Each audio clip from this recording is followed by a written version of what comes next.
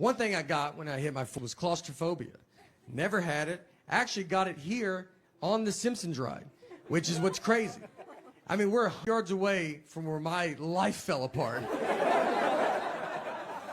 I rode that ride with my daughter, and we're sitting on it, and we had another buddy, and he has his two girls on, and so we sit there, and they pull the bar down, and the bar, my leg gets stuck in the middle, and it just opened a door that I never knew was there.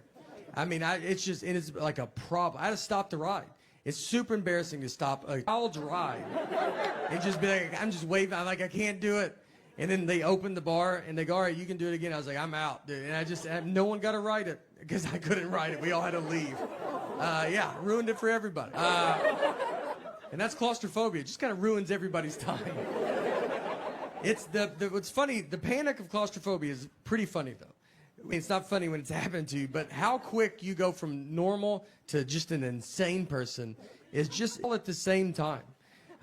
So it's all kind of new to me, so I forget I have it. And I'll put myself in a situation and I go, there it is. I got an Uber once with like 7 people. And so we get in, I'll get in the third row trying to be a good guy. And I climb in the back, they put all the seats up, and it just starts hitting me. And I mean, I'm back there, you're like, just trying to be normal, you know, you're not talking. And then you just go, hey, you think you could roll the window down? You know what? Can everybody just get out of the van real fast? I mean, we're just driving down the interstate. Hey, could y'all crack the... Do you mind if I drive the Uber? Do you think I could drive it? I'm married. I'm still married. And thanks. Yeah. I like to say it, you know, like I'm at the same job, just like, yeah, no, still work there. Yeah, right out of high school. Only job I applied for. My wife will tell me that she always says that I don't like the way she talks, and it's not her voice. I like the sound of her voice. That'd be a big problem, I think, if it was like, it's your voice. I just hate it. To go to couples therapy and be like, can you hear it right? Like, it's not... You know, it's not fun. It's the information that she chooses to tell me at times.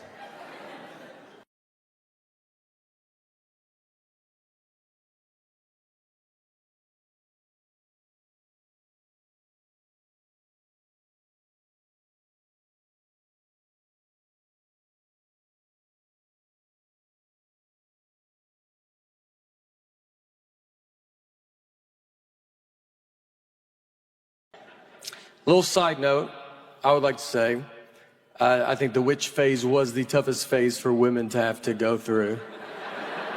Not to get serious, but a lot of people say voting. I disagree. I think it's witch, then voting. I think it's witch, pretty big gap, then, you know, voting. I mean, you jaywalk back then. The whole town was like, there's a witch. You're like, here we go. Here we go. And I'll give it to them, because they could have flown away, but none of them ever did.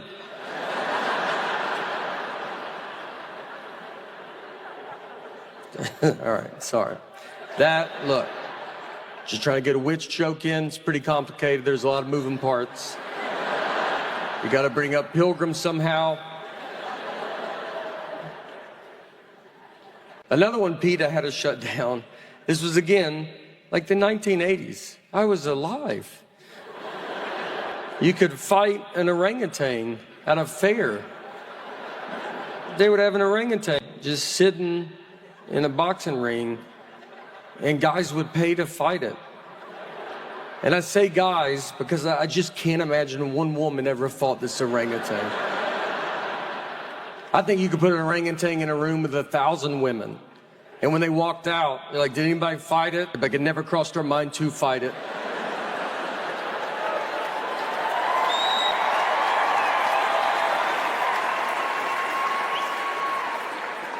I don't know anything about history, and I can tell because every history movie I watch on the edge of my seat.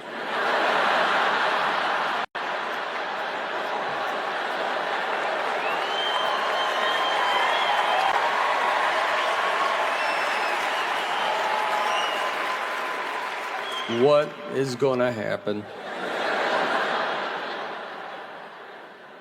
I watched Pearl Harbor. I was as surprised as they were, you know?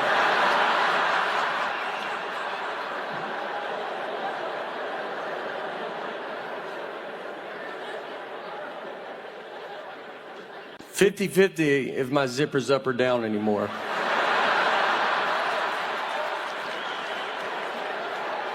It's a true flip of the coin. I don't know what's happening. I've zipped up my whole life. And now, I'm like, all right, I'll see you boys later. Just head out. Take my pants off, they come off easy. I'm like, oh, that was 4 hours I was walking around like.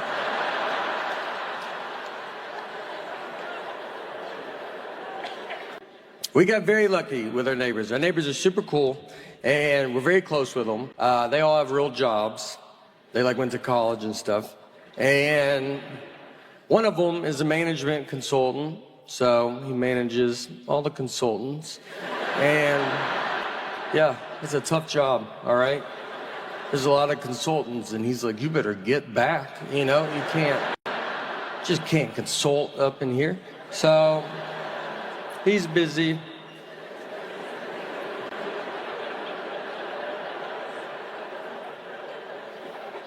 Our other neighbor's an actuary.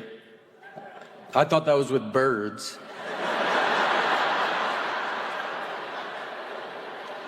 I was like, what's that bird right there?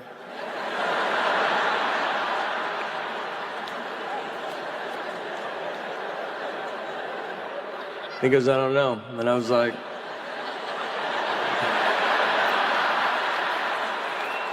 as an actuary, you don't know what that bird is right there?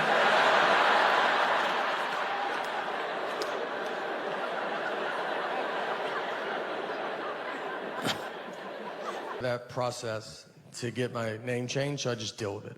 And it gets brought up. Once I was checking a bag, and the guy behind the counter, he sees my ticket says Nathan, the license says Nathaniel. He was like, this is not good.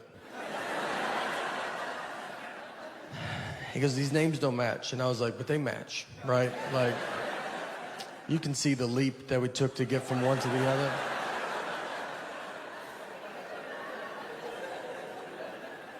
He was like, but they're not the same. I was like, but they're the same. And I'm realizing he cannot find out people call me Nate at that point because, I mean, he can't handle that. I'm gonna call the police over to be like, there's a guy with 3 names trying to fly right here. If you guys want to just shoot him from over there or something. So I was like, what do you want me to do? He goes, you should go home. That's all I got. He's like, I can't believe you've made it this far. I was like, let me just try it, you know? Shouldn't I try it? I said, look, I'll give you that those names don't match. But what I think is gonna help a ton is the picture on the ID. Something that I've always loved that they did. And I think with 70% of that name matching and 100% face, 170%, I think I'll get through it. And this is what he told me. This is honestly what he said. He goes, look, man, I get it, all right? He's trying to relate to me. And he was like, my name's Joseph. That's what's on my license. So I can't buy a ticket under my nickname Bart. They're not gonna let me through. He said it like, right? Like, do you know does that make sense? And I was like, that doesn't at all. Those are 2 different names, all right? You should be over there and you should be over here because that's how you're treating me. Like I'm a Joseph Bart. Made it through. And on that trip, I was going to Seattle. And if you've ever been to Seattle, Mount Rainier is near Seattle. That's what they call it that. And I don't know if that's true, just so y'all. It felt like y'all took that like, yeah. So we were going out to Mount Rainier, and I was with a buddy of mine. And Mount Rainier it's the 3rd biggest mountain in America. It's a good one to go to. I don't know who number 1 or number 2 is, but maybe one day it will be number 1, you know? Do mountains keep growing? I don't think we know that yet. It's a good time to see it. It doesn't have the attitude of a 1 or a 2. I took speech. in college. I would ride there with my friend, going to a business class or something, whatever you go to. I was like, all right, I'll catch you after speech. And I still say a lot of words wrong. That's what I don't understand. I say poem, which no one ever knows. Poem, like, yeah, P-O-E-M, I go poem. We'll fix that, speech class. What if I want to be a poem writer? What if I have a lot of great poem ideas? And no one takes me serious because I'm like, listen to my poems.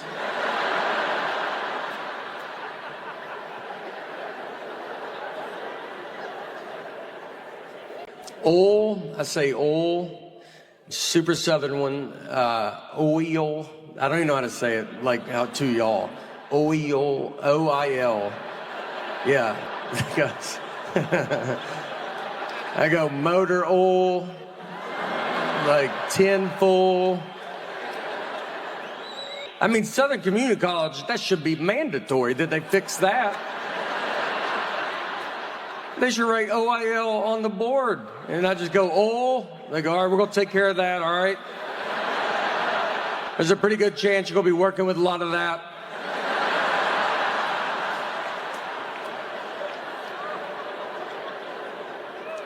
I'm not smart at all. I'm smart enough to like answer my 6-year-old's questions. He's like, why is the sun hot? I'm like, 'cause it's on fire. It's a stupid question. And I tell her that, all right, because I know that she'll be smarter than me next year and then just for the rest of her life. So I am really sticking it to her while I can. I know nothing about like adult stuff that you're supposed to know about. Global warming, that's one that everybody yells at you about. And they're like, you better do something. I'm like, I'm so tired of it. Let's do it. I'm like, I barely made it out of high school. I don't really know how rain works. So why don't you let me figure that out, and then I'll do global warming, you know? But I've seen it rain without clouds. Where's that water coming from? So I'm pretty swamped with this rain stuff right now, but once I get to the bottom of that, I'm gonna do global warming, and I've got some pretty good ideas, you know?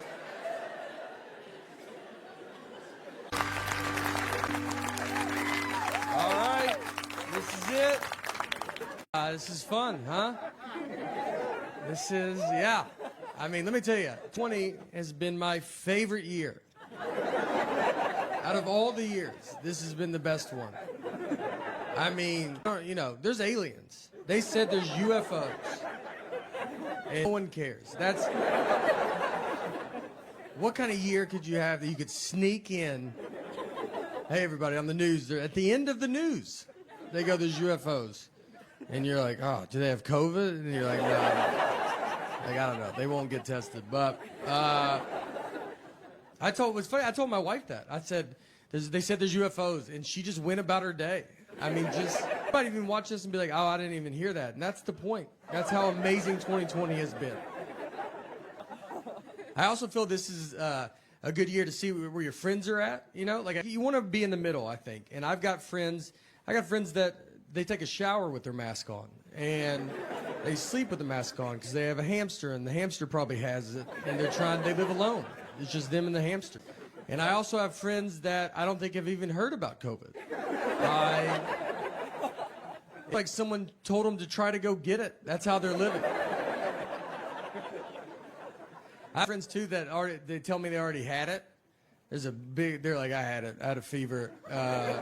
February, had a fever for a couple hours, so probably had it. I had one friend, he told me he had it in 2015. Convinced. He goes, I had it in 2015. I was the first, and it just didn't catch on like it has now. But I can tell you one thing that's gone forever is coughing in public. That's a wrap. I mean, you drink water wrong at a restaurant, just go walk in traffic. The whole restaurant just stops. Your table would be like, get out of here. Get out of here. And you know who that's going to hurt the most to cough in public? My parents. That's what I feel, because that's one of their favorite things to do, cough in public. They love it. That's all they do. They cough everywhere. My dad's choking constantly. If he's not choking, that's when we get worried. That's how much choking he's doing. We go to a restaurant, and they're like, "Is you okay?" I'm like, "Oh, I didn't even." Yeah, that's just what he does, you know? And wives are the ones that keep it together the longest in a relationship. If you see an old married couple, like 80-year-old, they're 80, the wife is just, she's with it, and her husband, where are we at right now? Like I mean, our brains fall off a cliff, dude. Like the only reason he's out is because she's like, you better get out and let people see you a little bit. It's like some zookeeper walking some old gorilla around. Let the kids touch you. Everybody's trying to don't feed him that. Well, I think he wants it. He definitely wants it. He's too dumb to know he can't have it.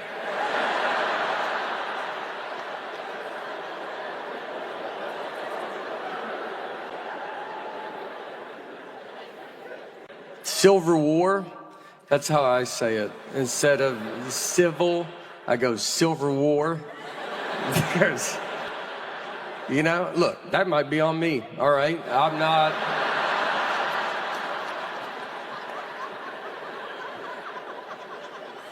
I tell you, I don't even know anything about the Silver War. I had jet lag there. I did not mind it because I woke up early. I woke up at 5:45 a.m. and I don't ever wake up that early. So I was like first in line at the breakfast buffet. Here's what I will tell you. When you get up at 5:45 a.m., noon is pretty far away.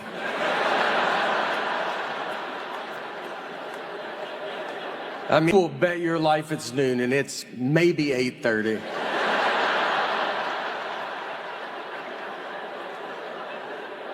By 6 p.m., it's like, how are people out?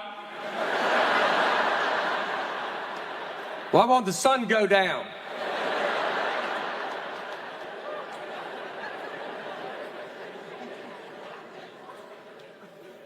That's the next phase of my life. I'm getting up early, you know. We're getting up at 9:15, a little bit. Yeah, I've never seen my daughter go to school, but I've been close.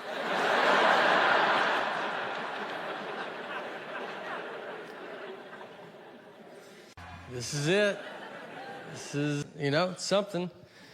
Thank you guys for coming out. Appreciate it. Very excited. I tried to, I'm always like trying to lose weight, and then like you think, I'll tape a special, that will, that'll do it, and then you just kind of, next thing you know, it's already started. So,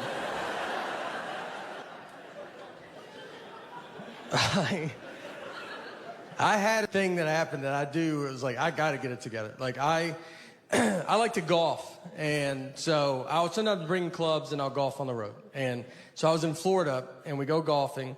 It's very hot, humid, gross. You get kind of feeling gross. So I wanted to change shirts before I drove back. And I go to the trunk of my car and I take my shirt off, standing there, no shirt. And this old man walks up and goes, Olivia?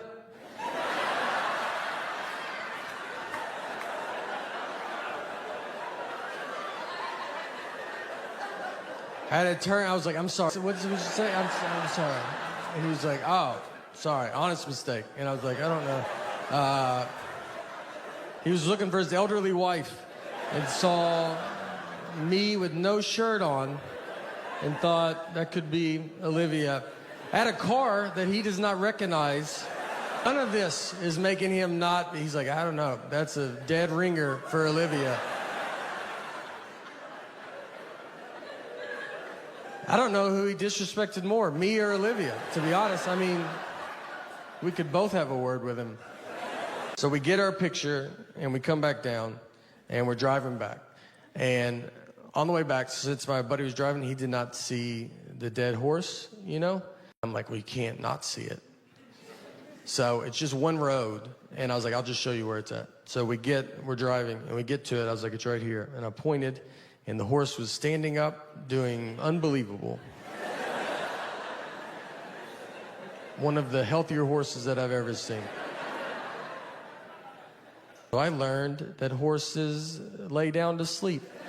I did not know that. I don't know what I thought before that day. I don't know. That they lock their knees. That's why they have 4 knees. I don't know. That's what I would have probably argued with you about it. People put signs up that say, like, horses lay down, don't call 911, because people call the police. They drive by a horse laying down in some guy's yard, and they're like, y'all guys should go, like, deal with that. And they're like, some people knock on people's door. Hey, is your dad home? Your horse died outside. And I thought you should hear it from a stranger first.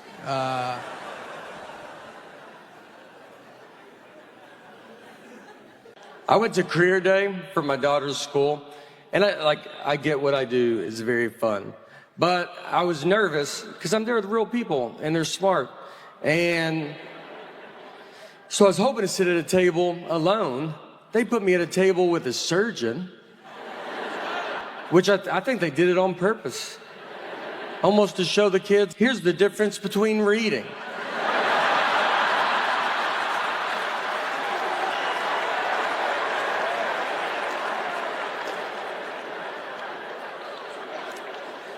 So the kids like come up, and they're like, what subjects do you use for comedy? And I don't even know what the subjects they're taking.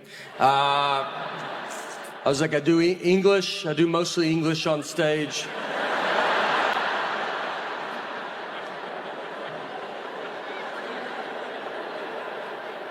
They asked him, how long did you go to school to be a surgeon? And he's like 54 years or whatever. It's like And they asked me, they're like, how long to be a comedian? I was like, you're good now. So.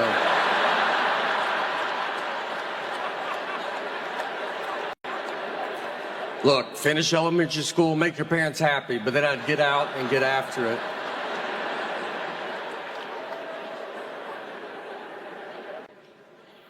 If you go to Europe, just so you know, it's the most old. It's very old.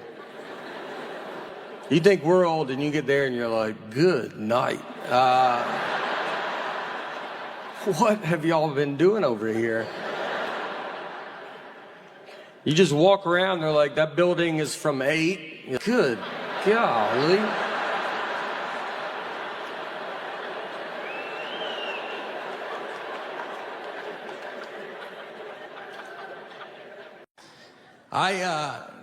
I first thank you. I can't thank you enough for coming out tonight. It means the world. And I've been this is how I've been closing shows on the road, and I want to close my special with it. I'm assuming that people saw the Netflix, the stand-ups, the little half hour.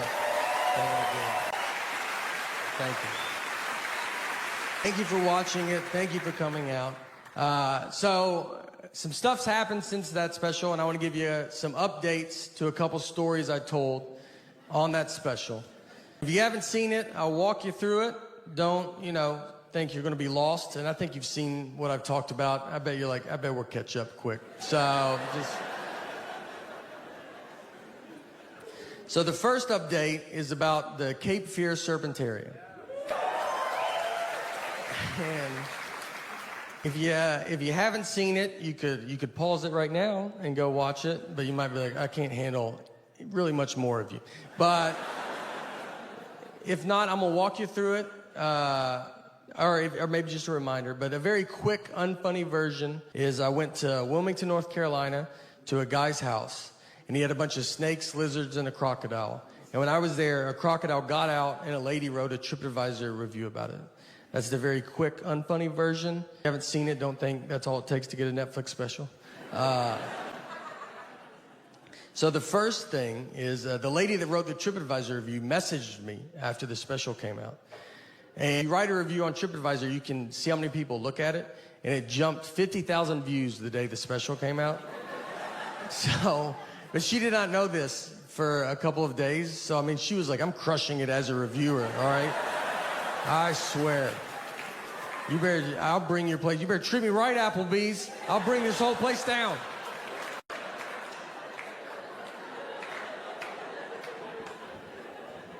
So I have a daughter, and my daughter's name is Harper. So a lot of people ask, they're like, "Oh, did you name her after Harper Lee, the author of To Kill a Mockingbird?" And you know, I've never thought about an author a day in my life. So that never me. I mean, my middle name's Lee, and just never crossed my mind. I love having a kid. I love when kids cry. It's just innocent. I love how innocent it is. They cry over a tag in their shirt. And I mean, they're all just, they don't like, it feels weird. And then, I mean, if you walk, you like, is your house on fire? Like, I've never seen someone cry this much. It's over nothing. She's on her iPad a lot. You know, that's the hard part. You got to get these kids off. Or you don't want technology all the time. She just sits there, iPad. She wants to be a YouTuber, which as a comedian makes me furious. She watches all these kid YouTube videos, and now she makes her own videos. It's just her sitting there going, "Hey guys, what's going on? Click the links below, subscribe, leave a comment." None of this is anywhere but my phone. I got 90 hours of this. Not on YouTube. Me and him are the only subscribers. Just watches kids playing with toys, too. Like, that's what's crazy. It's not like a show. I'd be fine if she watched a show. She watches just a kid that's like, "Hey, you don't have this toy? I do. You want to see me open it?" It's got 5 billion views. It looks like we buy her nothing. Like, we just show her, if you want to watch a kid have fun, but you're never going to have fun in this house. I don't think things through. That's the message tonight, guys. There's no message. But if there was, it's I don't think things through. No. I'm a huge Vanderbilt fan. And I think a couple of us, you know, it's a storm is coming together. I did not go to Vanderbilt too. Vanderbilt asked me to say that, and I was like, I think people know, and they go, "We do too, but just say it also." Vanderbilt went to their first bowl game in football in like 20 years in 2008. And so we all go to it. We're very excited. It's at Tennessee Titans Stadium. So me and a bunch of buddies get together. We go tailgate. We get cornhole, a grill. Like, we're going all out. And my ticket was at will call. So I was like, "Look, I got to get my ticket. I'll be right back." So I go get my ticket. And before the lady gives it to me, she ripped it, which means you have to go in. And it was, I mean, a full 3 hours before the game starts. I was like, "I don't want to go in yet, you know?" And she's like, "You have to go." And I just walked in to just an empty stadium, 60,000 empty seats. I go to my seat. I don't even just go to a different, I went to like the one I'm supposed to go to, like a loser. The players are like in jeans. They're not even dressed yet. I was like, I'm real excited for the game. I like started them. They're like, "Oh, I didn't even know anybody was in here." Did you go to Vandy? I was like, you would think with how early I'm here, but I also think if I went to Vandy, I wouldn't be in the situation that I'm in. I walked to the top of the stadium and just watched my friends I just set up at the very top. And I was like, I'm already in, guys. Yeah, I decided to save our numbered seats. Nothing was open. I stood in front of a concession stand like I was waiting for an iPhone to come out. Just that gate was down. I'm just like already trying to figure out what I'm going to eat. And they came and opened it, and one side got stuck, and I helped them. I go, I'll get that. So I helped them open it. They're like, "Oh, do you work here?" I was like, "I've been here a little bit longer than you have." So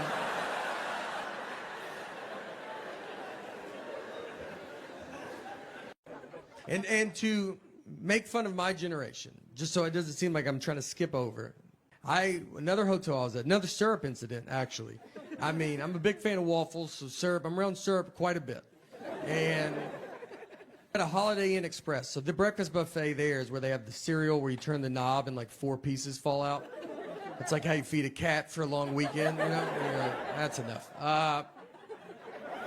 They had batter and syrup. And so they had the waffle iron where you make it yourself. So you pour the batter on the waffle iron, you shut it, you turn it over, it locks, it cooks minutes, you turn it over, you open it, half the waffle comes off, half stays forever.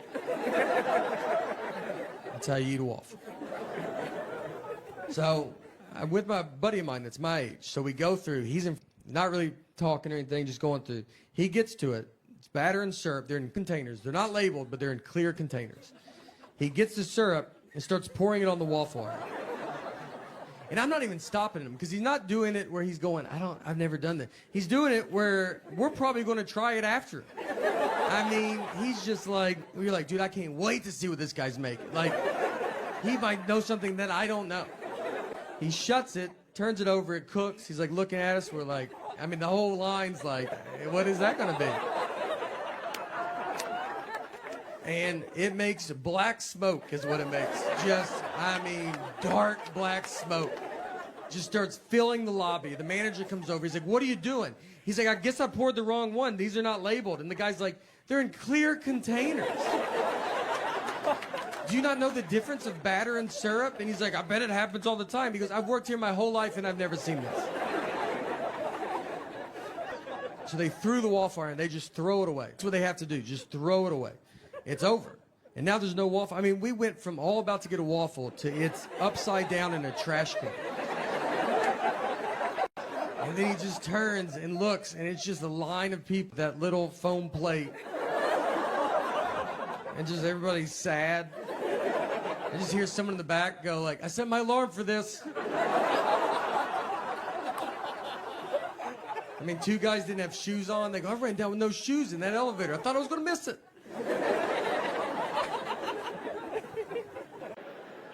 I think about my parents a lot because, I mean, the world is getting very futuristic.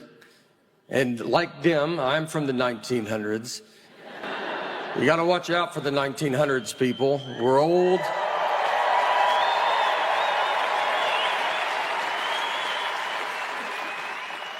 It's so, I mean, my great Aunt Helen from the 30s, she's deaf. They didn't know she was deaf back then. The doctors, they had no idea. They were baffled. That's how good doctors were back then. They just said, they looked at her as they smoked in her face. These were real doctors. They were like, oh no. She's rude, I'll tell you that.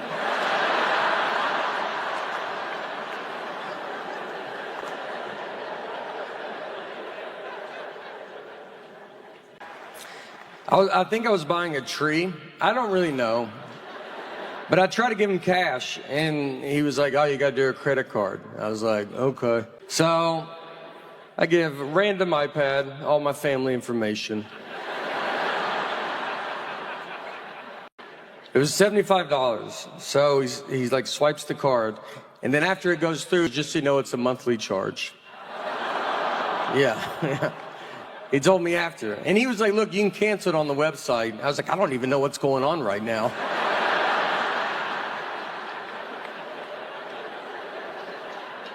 He goes, put your email down for the receipt. And I was like, all right. And I just put my wife's email address down. Guess who's going to put a stop to this real fast?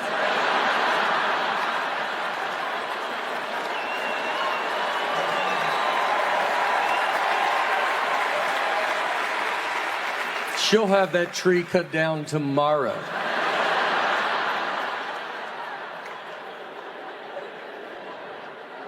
I called her, because I have to call her when I sign us up for stuff.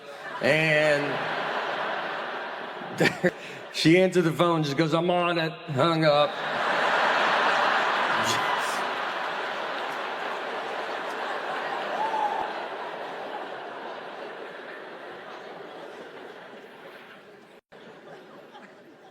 Food is I still have a problem with food. I love processed food. I love it. I'm a farm factory table guy.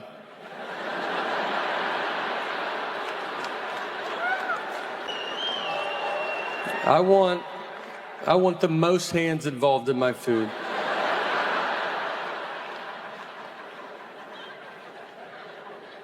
It's coming to an end. I can feel it. I can't do it anymore. It really hurts.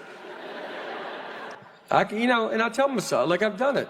My jersey would be retired of eating fast food. I've done all the stuff. I've had Taco Bell and threw it away in my neighbor's trash so my wife didn't find out.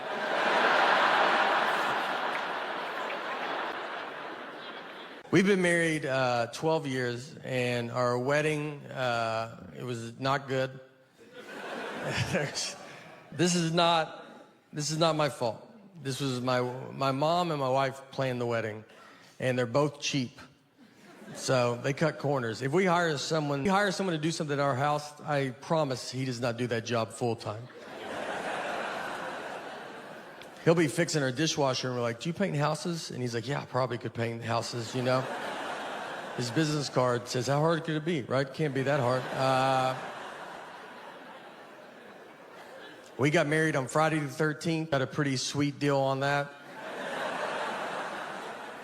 They were wide open. We were like, what times are available? They go, every one of them, all 24. You can call us that day if you want.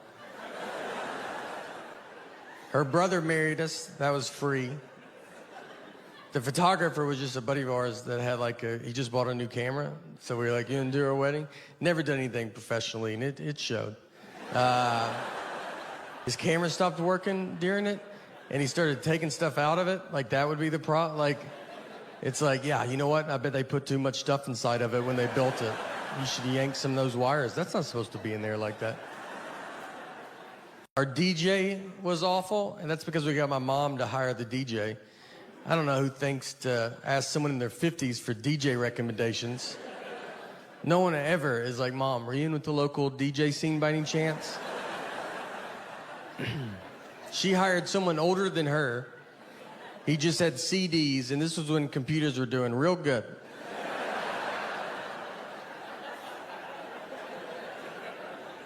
He got super drunk, played the same song 3 times in a row. White Wedding, which he said was by Billy Joel. He only had one leg, seriously, and that's fine, you know, no one cares. Until he starts messing up, and then you're like, why does he have one leg?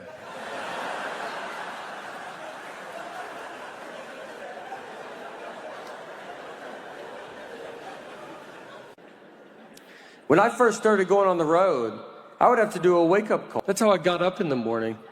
I'd have to call a guy I don't know and just be like, will you wake me up tomorrow?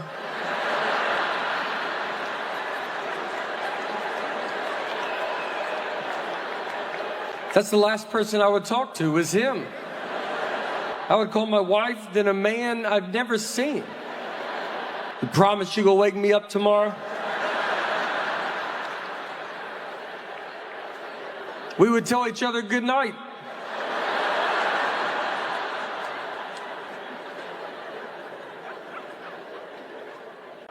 So no one's done a wake-up call in probably 20 years now. So there's a guy on the road with us. He's 24 years old. He's never done a wake-up call in his life. And so we were staying at a hotel, and he saw a wake-up call on the phone. And he goes, I'm gonna do a wake-up call. And I told him, I go, don't do it. That's like an ashtray on an airplane.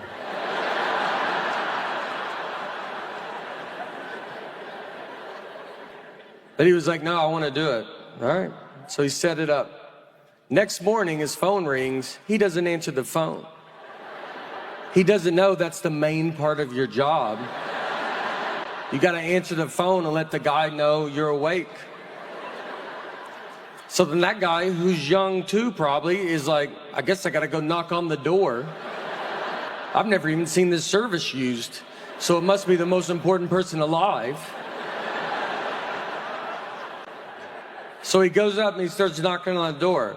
But he still doesn't answer the door. The guy goes in the room. I swear this is real. Because look, there's 2 young people, they don't know what they're doing.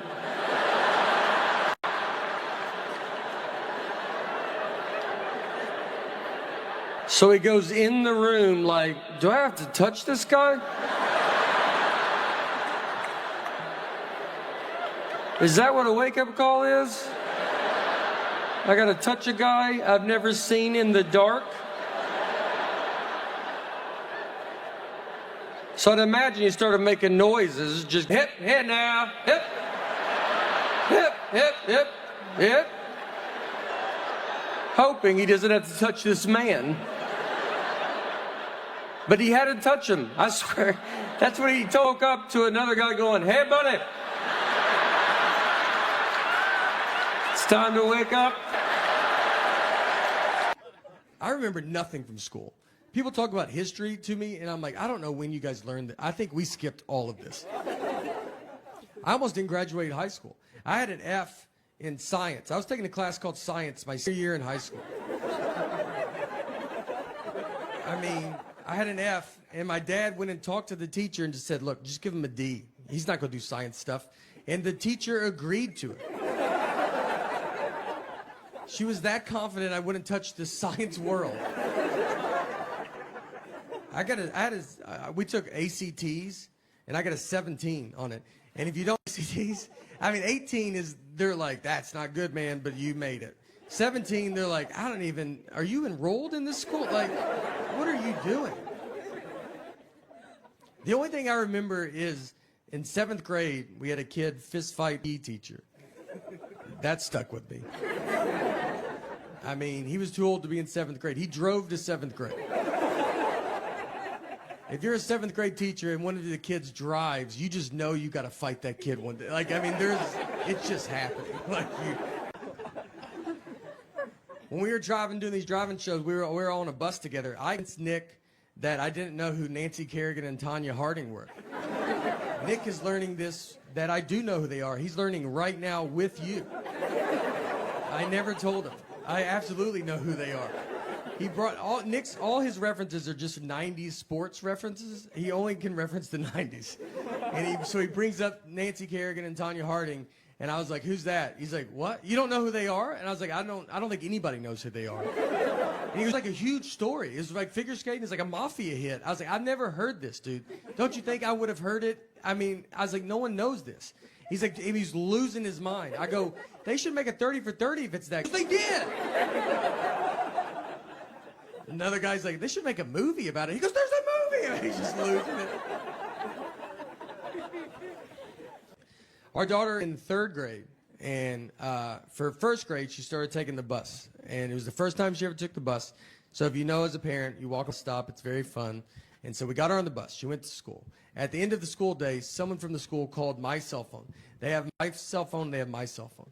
They called my cell phone, and she said, hey, do you know what bus number your daughter's supposed to be on? And I said, I'm her dad. As in, are you crazy? Like, I was like, this is how you thought you would get this information, was to call the dad? You saw a mom and dad's cell phone. You go, I bet the dad knows. I was like, do you have parents? Have you ever seen a family before? You thought, let's call the husband? Unless there's 2 husbands, you should never call a husband a day in your life. I would rather you ask a lady that doesn't. I think she could get to the bottom of it quicker than I can. I had to go get her. I go, all right, I'll come get her. Tell me the name of this school and I'll come get her. Where does she go? So I grew up in the 80s and 90s. I was a kid in the 80s and 90s. And in the 80s and 90s, kids were getting kidnapped pretty rapidly. And look, I'm not trying to say we were more desirable or something. I think we were outside more. A lot more opportunity, you know. It's a lot easier to get us into vans. Didn't take much. And so parents back then, they would watch TV, and I think it would scare the parents. You know, you realize now everything's a crime show. Everything that you watch is crime, podcasts are crime, movies are crime. You almost like see it so much. But back then, you only had so many channels. And then when they would watch these shows, they were very powerful shows. My parents used to watch a show called Rescue 911. And it would just show reenactments of crimes. It was powerful. I've seen 3 seconds of Rescue 911. I remember walking through the living room. My parents are watching it. I look at the TV. A guy has a ski mask on, and a woman is asleep with her feet out from under the covers, and he started rubbing her foot. That's all I saw. I don't know what happened before or after, but I know I've never been with my feet out from under the covers because I accidentally saw that 30 years ago. And my feet get so hot, and I want to put them out so bad. I mean, I try it every night for 30 years, and then that image pops in my head, and I yank them right back under. I'll be in a hotel room, and I'm like, look, you can't get in here, dude. You've locked everything. And I'm like, that's exactly what he's been waiting for. He's probably already in here. Let this one go by. I mean, like, you know, the hard part is I see them coming before y'all, and I mean, I just see a blinking, like, 5 miles away going, that one looks like it's coming. In my head, I'm just like, I think it's, you know, couple times I've looked and it was just stars. I like look up and I'll be like, that one's not moving that quick. I feel like we're sitting on top of it. You're like, that's the moon. Is it? I can be wasteful. Like, if something gets to the bottom, I will throw it away. Ketchup. If ketchup gets like that much left, I'm like, blah. She will put the old ketchup with the new ketchup. That way your ketchup's always gross.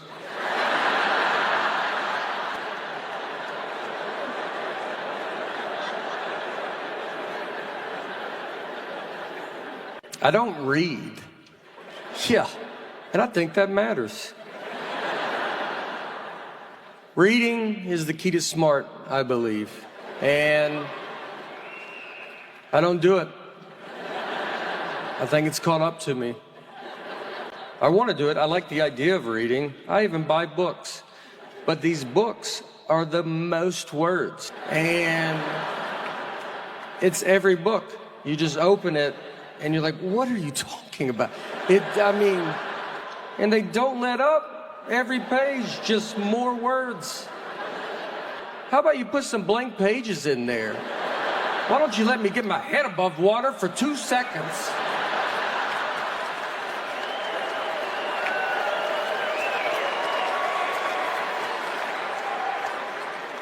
From elementary homework, which is embarrassing. I'm 41, my daughter's 8. Nothing should ever come out of her mouth that I'm like, what? What was that? When to use a or an in a sentence. I didn't know that there was a rule in play. I thought you felt it out, you know? You just go, that feels right, and that's what you do. I do the same thing with a comma. I never know where a comma's supposed to go. I feel a comma's coming, I try to get out of that sentence so bad. And if I can, I just put a comma and see if someone says something, you know? If they're like, is that a comma? I'm like, isn't? My comma button has been sticking on my phone. What I eat that's the main problem. I eat like a child. It's not good. He goes, let's go through like what you had for breakfast, or your whole day of eating. He goes, let's go through yesterday. And in my head, I'm like, well, yesterday's not a good day, you know. Let's pick another day. He goes, go through yesterday. I go, all right. I had donuts in the morning. And he goes, all right. Was it like they were just out or something? I go, no, I drove to it. I drove to it, and he's like, is it on your way? I go, nope, I was late to where I was going because of it. He goes, what about late night snacking? And I was like, well, I had Sour Patch Kids last night. He goes, did you watch a movie? I go, no, just regular TV. And ate only, he's like, the little kid bag? I go, no, it was a bag. It was a bag of them. If you saw it without a label and someone said, hand me that bag, they wouldn't be confused on what you were asking. I always have trouble going to sleep, and I swear every doctor, it's like I eat Sour Patch Kids and have soda, and I'm like, what's going on, man? I can't.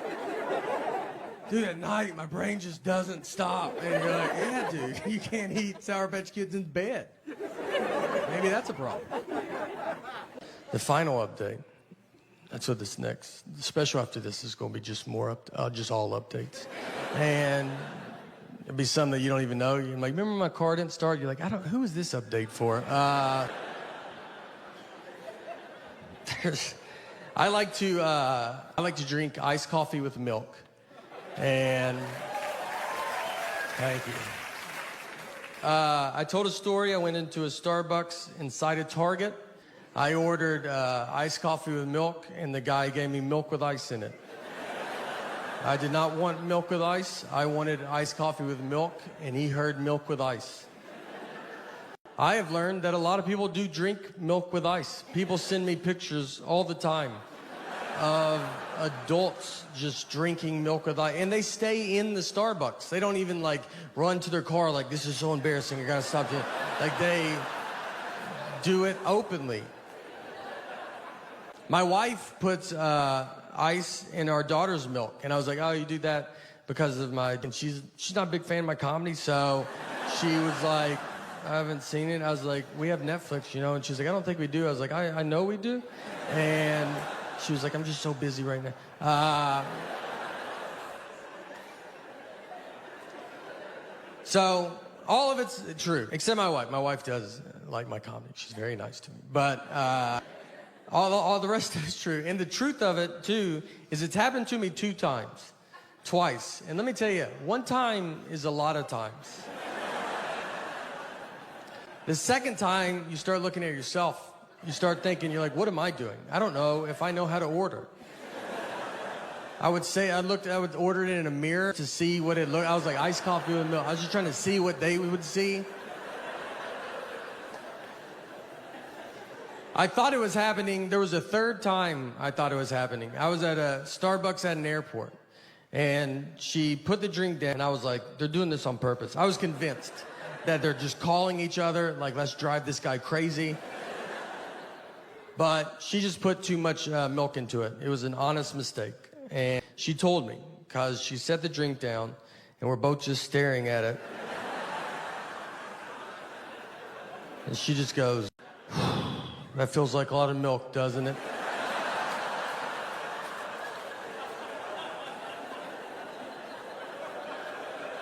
I was like, not as much as usual, but it does feel.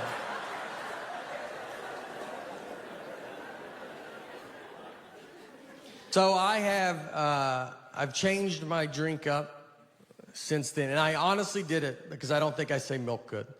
I was having this one problem, and I was like, I'm just not gonna say milk. So now I drink iced coffee with cream. That's all I changed it to. I'm tired of saying milk. That's all. They kept giving me milk with ice. So I was like, I'm gonna say cream, you know? They can't do cream with ice. That's against the law. So I'll get rid of the one problem that I had. And I've only been drinking coffee for maybe 4 years. Not very long. I only order this one little drink. I get very nervous when I order coffee because it's a whole world, and I don't know the world, you know?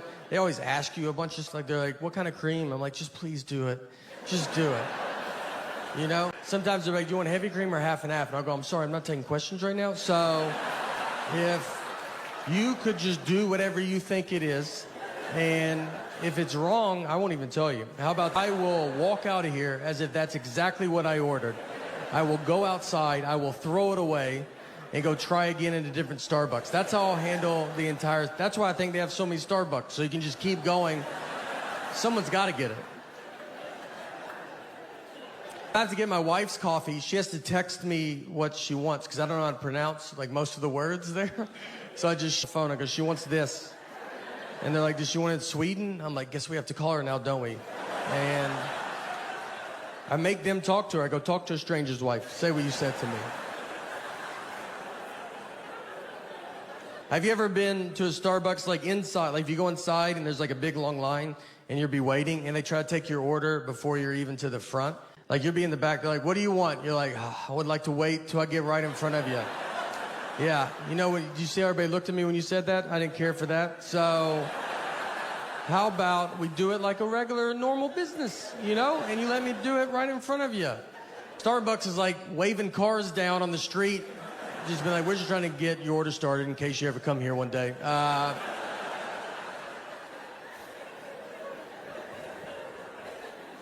My eyes can read good. It's my brain. My eyes are such good readers. I feel so bad because they're attached to this dumb brain. I mean, they're looking at these words and they're like, you're not getting any of this, man? That's the 5th time we've read that sentence. Let's try another one.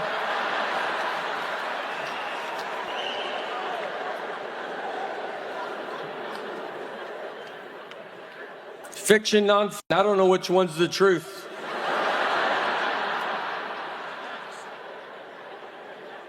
I read every book as the truth, is how I handle it. And from what I can tell, we have a pretty big wizard problem in this country right now.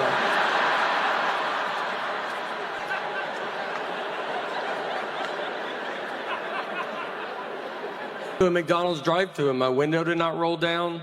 That's the universe saying, give it a rest.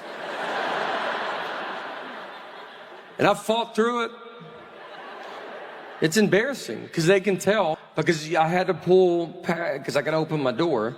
So it's going to hit the speaker, so I got to drive by it. So the car behind me is like, are you leaving? I'm like, my window don't roll down.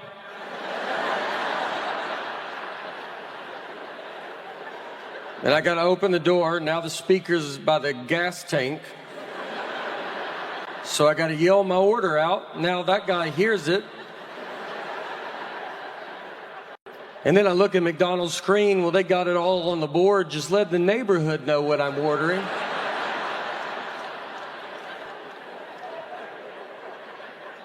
And then I drove by the window, the drive-through window, and I got to go by it because I got to open my whole door. So I go by it, and I see them. They're like, where are you going? I was like, nowhere. And I go by, and they see my whole body sitting in a chair. It's crazy. If you've never done it, it's the most vulnerable I've ever felt in my life. You're just sitting there and you're high. They see your feet. They see your feet. They just throw it at me like a bear. Just throw it.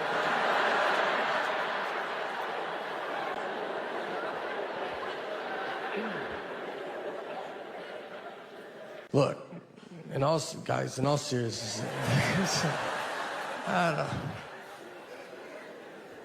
No, look, the it's getting very advanced, all right? I've been to a dog bakery. I've been to a dog bakery in my life. And this wasn't in, Beverly Hills or like Miami or something. You feel like they would have something like that. And this was in Mount Juliet, Tennessee. And if you don't know where Mount Juliet is, it's fine. But I bet you can tell that doesn't sound like a town you would drive through going, I bet they have a pretty good dog bakery here. I went in there, and no one was in there. The lady was looking at me like, are you here to buy this store for me? That was her only hope.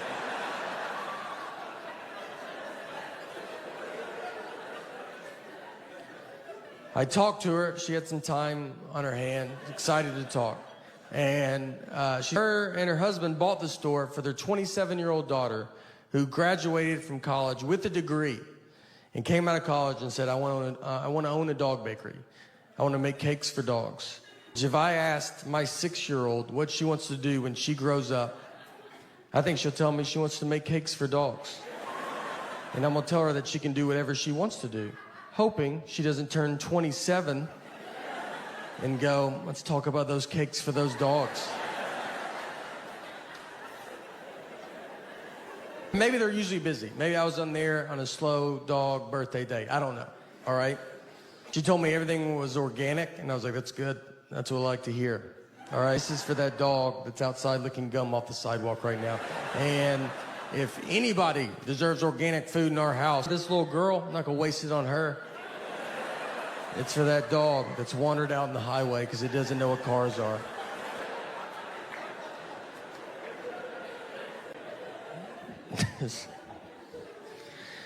But look, next time you guys go to Mount Juliet for vacation, let me tell you, look, do them a favor, go by there, all right? Swing through, buy some dog cakes. And I'll be honest with you, I'll be up front with you guys. I bought a dog bakery, it's not going that good, all right? We're almost done, so don't worry about it. And I think you can tell. I always think people they're like, he's talking about dog bakeries. He's about out of stuff. Yeah. Where is this going? On a sadder note of sorts, we had to put our dog down recently, and it's a tough thing to do. Nothing was wrong with her. I'm just really busy right now, and she was very sick. That was a joke. All right, that was a joke. She would have loved that joke, so don't you worry about it. That's the type of humor she had. She was a rescue. It's not your labradoodle humor, all right? A little darker.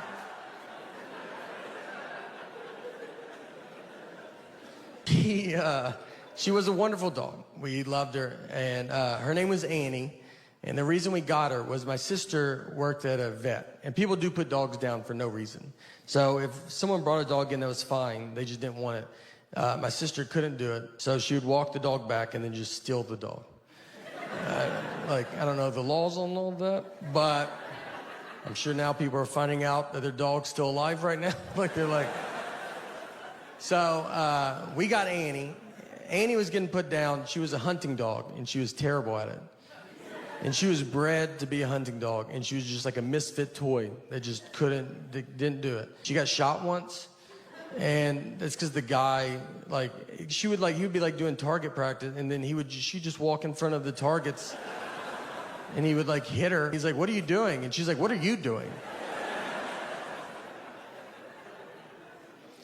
She had no awareness about her, like the senses that dogs have. We had turkeys in our backyard once, and I let her out to go chase these turkeys. You know, retired hunting dog, figured that's fun. And we have a very normal backyard. It's not Yellowstone Park. You can see all of it at all times.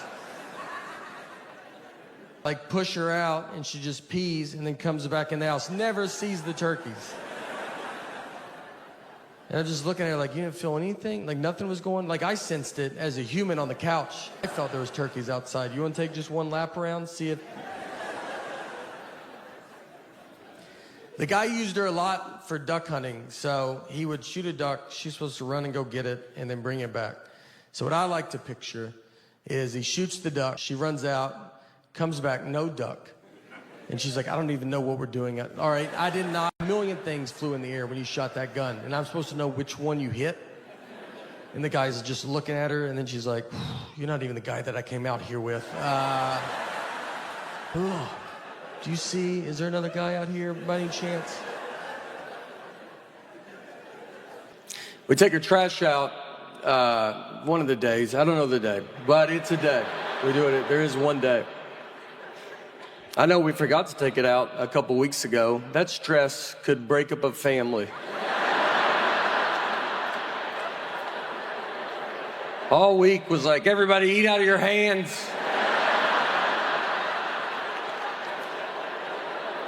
We had friends over like, put your trash in your pockets, take it to your homes.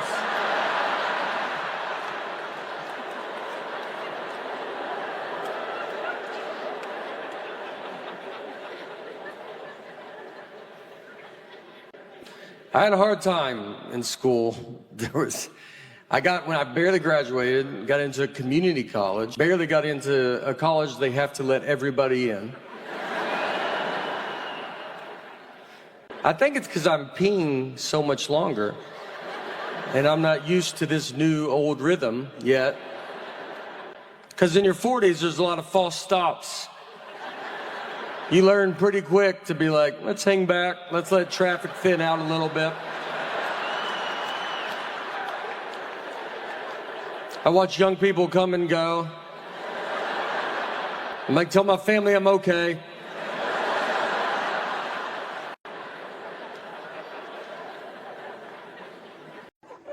Doing those drive-in shows were fun. They were, you know, you're at a drive-in movie theater. What's hard is when people want to leave early. If they don't like your act, I mean, you just see headlights hit you in the face. And he's just like, and just kind of backs up. And you're like, all right, there goes that guy. I did one Zoom show, and it was just, I mean, it's just your face on it. And right before we get started, I just hear someone say, I don't know, it's some stupid comedy thing. And it's just... What's that? What'd she say? Just helicopters all day. That's an outside show. The next special is LAX. It's going to be a good time.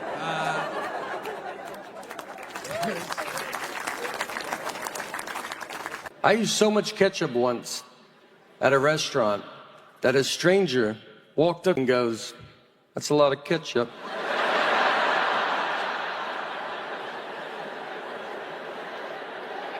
Do you know how much ketchup you got to use? That guy doesn't want to get involved, you know? But he sees it. His wife's like, let it go. He's like, I think I got to say something. I don't think he knows that no one's using that much ketchup.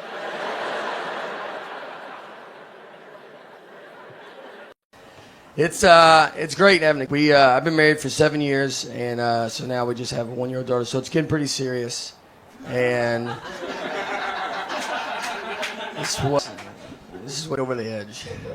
We were living in New York when my daughter was to be born, but I'm from Tennessee, so we flew home and my daughter was born in Tennessee. I didn't want her to be born in New York. Like, I don't need her growing up thinking she's baby. So I was like, you start where we start, all right? That. It was wild.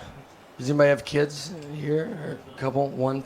The rest is like when this city dies. All right. Yeah. It's wild. I remember on the way to the hospital, I told my wife, I was like, look, I don't want to see anything, all right? It's going to be gross. I wish it was like the 50s when they didn't even let men in the hospital. But it's not. Now, do you want to deliver the baby? We'll do most of it. They just pull the baby out, and then they just tell you, here, cut the umbilical cord. They just tell you to do it, real fast. I didn't take a class. They just act like I'm the guy that cuts umbilical cords at the hospital. I almost cut the wrong part, and they were like, that's not. I was like, oh, maybe, you should. You did go to doctor school for this. I'm doing minor surgery right now. Then they just hand you your baby, and they're like, all right, we'll see you. And that's when you're like, I'd really like your help now. I need you to live with me or something like that. The first question I asked, they should have probably kept. I was like, how much do you feed it? That'd be a lot. I was buying a hamster at a pet store. The big thing they tell you, the thing they say, they're really big on they're like, whatever you do, let's just try not to shake this baby. That's the number one goal. And they tell it to you, they're almost like, obviously you're going to want to shake baby, but it would be so awesome if you just did not shake this baby. That would be. And then they get a video of a guy that's like, here's what I do instead of my baby. I take walks, for instance. I walk 70 miles or something. I walk a lot. Then I signed a certificate like I was in kindergarten that said, all right, I promise, I swear to God, I won't shake the baby. Asking me about this. I've never heard the word shake so much in my entire life. That's all it's about. And the first night home, she was like, you're delirious, you're just confused and tired, and you're crying for 6 hours. And I was sitting there, I was like, wait, are we supposed to shake this baby? When we do it, this seems like when you would do it. But we didn't shake her, so cool. We have rocked aggressively, but she had to go. Went to the doctor to get when she was 9 months old. You have to do a 9-month-old checkup. So we go to the doctor, and she has to get a shot. And it's the worst when babies get shots because they don't know what's going on. She's just looking it up this day's going unbelievable. What could go wrong? What could go wrong? Why would anything go wrong? And then you're looking at her like it's about to go wrong. You don't even sort of think how wrong it's going to be. So she gets the shot. So we go to her, because we're going to hold her and console her. But she doesn't. She's just fine with the shot. And we're just sitting there the doctor's surprised. My wife's I was like, maybe we should also see if she's going to be when they get a shot. Maybe that's what we should look into. That make you nervous? I would cry if you gave me a shot. Pretty fine with pain at 9 months old. In 20 years, I'm either going to be telling her, look, we love you so much, and we're happy that you've accomplished everything. Or I will be on the news going, we love it, but you need to turn yourself in right now. Just do the right. You know what it is? Here's what it is. Guys, we're just not good. Guys are not good at marriage, all right? It's not our fault. We weren't prepared for it like women are. Your whole life is built just preparation for marriage. Look at every toy you played with. When you're a baby, they give you a baby doll. So they give you a baby when you're a baby. You don't even know you're alive yet, and they're like, look, I would probably start figuring this out. This is where it's going. Then they give you Barbie and Ken. They live in a little house together, and that is where you learn how to make drama. You get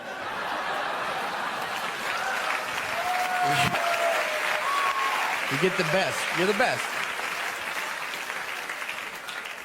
Then you would play house. You would fake vacuum. Just fake vacuum with your friends. That was awesome. And it's weird because when I see vacuum now, I'm like, she is living her childhood dream. She's made it.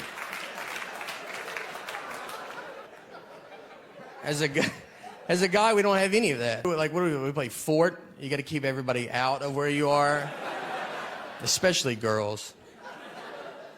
The only toys we had were Transformers and Ninja Turtles. Those are not even real things. None of them had wives. They weren't married.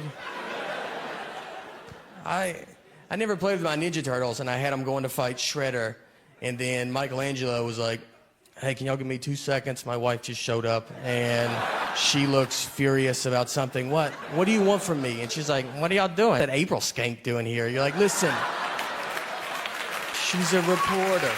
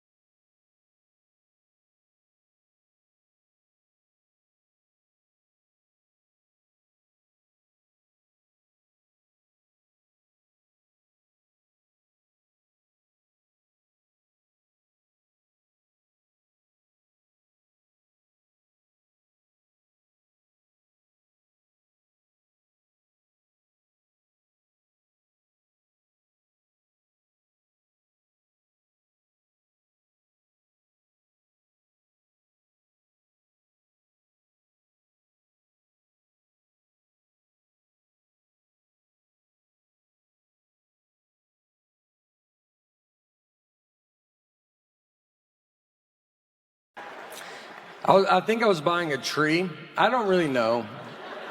But I tried to give him cash, and he was like, oh, you got to do a credit card. I was like, okay. So I give random iPad all my family information.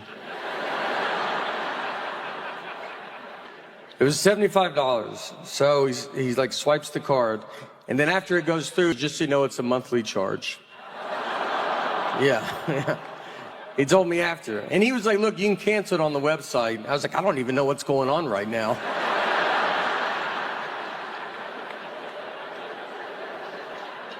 He goes, put your email down for the receipt. I was like, all right. And I just put my wife's email address down. Guess who's going to put a stop to this real fast?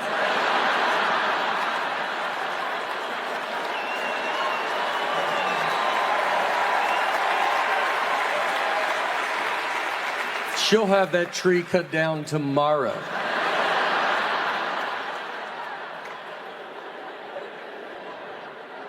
I called her, because I have to call her when I sign us up for stuff. And she answered the phone, just goes, I'm on it, hung up.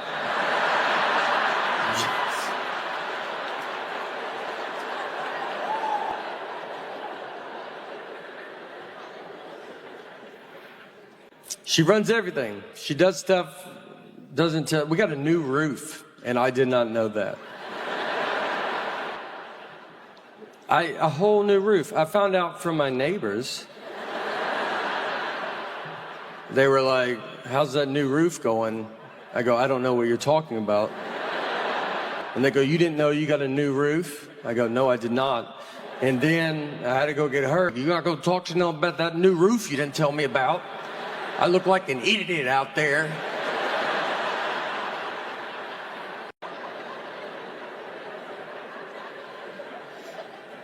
I'm not smart at all. I'm smart enough to like answer my 6-year-old's questions. He's like, why is the sun hot? I'm like, 'cause it's on fire. It's a stupid question.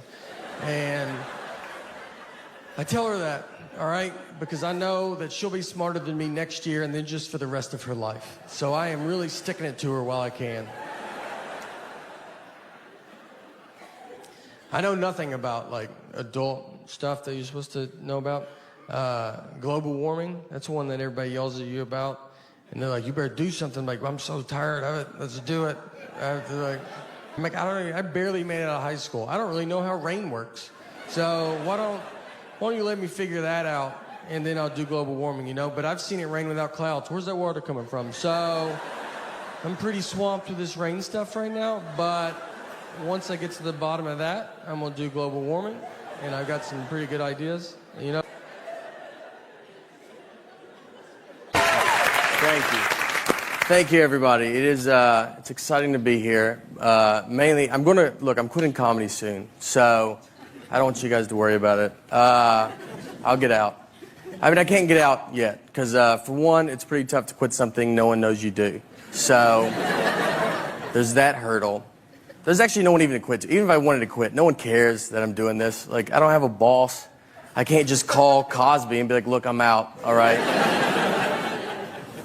Here's why I do it. My dad is an entertainer as well. He's a magician. Still is a magician. But just like, he started as a clown. Like, I don't want to come up here and come off like I come from some rich magic family and I'm better than you guys, all right? He paid his dues, his clown dues. It's weird when your dad's a clown, though. It's weird every day. It made me not like clowns, you know? Like, because have you ever been yelled at by a clown? I have. Yeah. Do you know how confusing that is to get screamed at by a guy that's got a smile painted on his face? You're like, is this good? It's not good. He was a clown until I was about 12 years old. And from experience, I can tell you that's about as long as you want your dad to be a clown. Like when you're 6 and 7, there's some perks. But like when you're 12 and 13, kids at school are like, is he still doing that? You're like, you know what, guys, just off and on, all right? He is almost full-time magic. So let's take it easy, maybe. The fun thing, though, about being a comedian, I like hanging out with my friends. I got a buddy of mine, his name's Luis Gomez, and me and Luis went to McDonald's to eat recently, and we ordered our food, and then we take our food and we sit down at our table. And then Luis went to the bathroom, so he left me alone with his food. So I was like, I'm gonna play a prank on him, you know? So I grabbed his hamburger, I unwrapped it, I took a bite out of it, then I wrapped it back up, I put it back down on his tray. So that's my big prank. Like when he comes back and opens his burger, I'll just be like, dude, did they eat your burger before they gave it to you? That's crazy, right? Is that crazy? It's a ridiculous prank. It's dumb. It's harmless. It should never leave the table. What should happen is Luis should just come back, he should open his burger, and his first reaction should be to look at his best friend he's sitting with, who, by the way, also dabbles in comedy.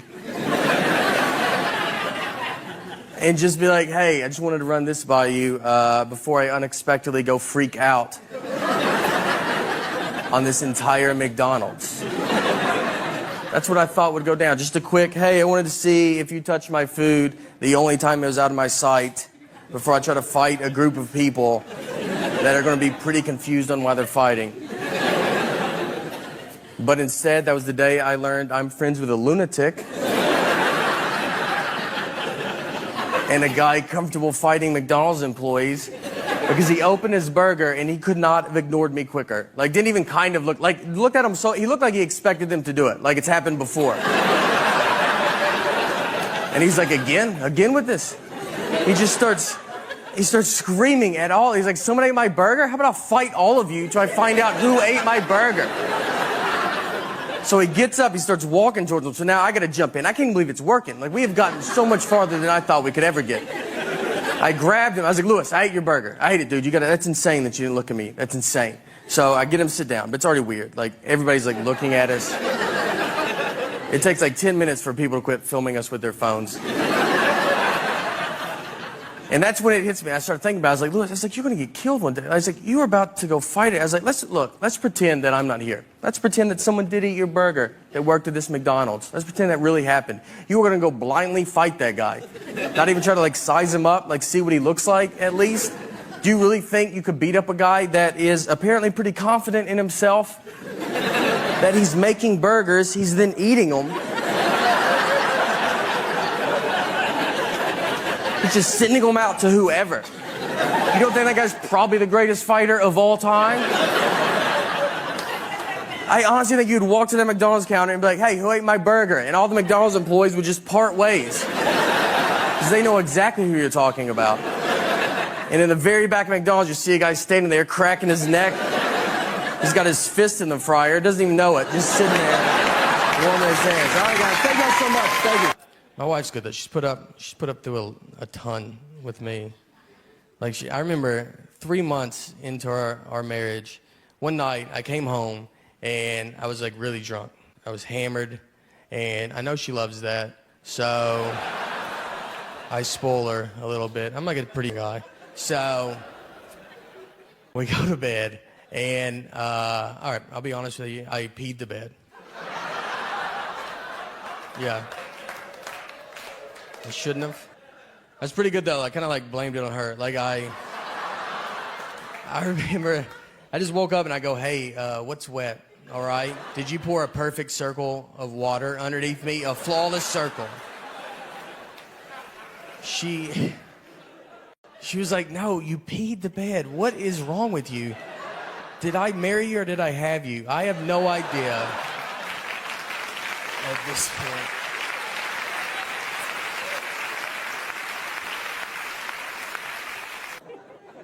Our daughter's still in our bed, too, and parents don't like that when you say it. They're like, you got to keep them outside, don't look at them. It's my fault. So we had a kid late in life. We have one kid, and so we're kind of hitting all the sites. And I would be, when I get home, I travel a bunch, and I get home, I'd want us to all sleep in the bed together. And I've kind of built up a habit now, and it's happening. So it's tough, though, because kids don't know how to sleep. I mean, she makes king bed feel like a twin. I mean, I'm on the edge. When I sleep alone in a hotel, I have to sleep with my head on the nightstand. It's the only way I know how to go to bed. She gets sized upside down. If you woke up upside down tomorrow, you would go to the hospital. She's also apparently going through menopause because she's the hottest human being that's ever lived. I mean, I'm freezing at night. She just kicks all the covers off, and you're like, yeah, no, you go ahead. It's your bed. We're lucky to be in it. She's got to, at some point, you know? I don't know. She'll be 37 years old. Hey, can I get in the bed with you guys? Her kids are upstairs asleep in their bed. Her husband left a while ago. He ain't gonna put up with that. One of my favorite ones was, this was forever ago. We're going to a friend's house, and it was a 4-flight walk up. And so 4 flights, obviously I walk faster than Nick, and I used to wait for him, but we've just been friends too long. I can't. We're like an old married couple. I'm just gone. So I knew where we were going, and I knew that he did not. So I leave him, and I go into my buddy's apartment. I was like, Nick doesn't know where you live. So that's fun, you know, just see what happens. About 30 minutes go by. Nick finally comes into the apartment, and I asked him, I was like, where were you? He goes, I didn't know where to go. And I go, I know. So, like, I mean, you've been gone for a long time. You know, did you go back outside? He goes, I've been in someone else's apartment all this time. He went into someone's, he was just trying handles. And the door opened, he walked in, said, I'm with Nate, and went and sat on their couch. That's how far he made it. Think about where your couch is. That's how deep he made it into their place. And he's so confident, I mean, they had to be like, I don't know, maybe we know a Nate, you know? I got in trouble with my wife because, like, on her last birthday, I got her an oven. All right, pretty nice oven. Take it easy. And I bought an oven because, like, I know, like the vacuum, her other favorite toy as a kid was the Easy Bake Oven. So to go with her big girl vacuum, I got her.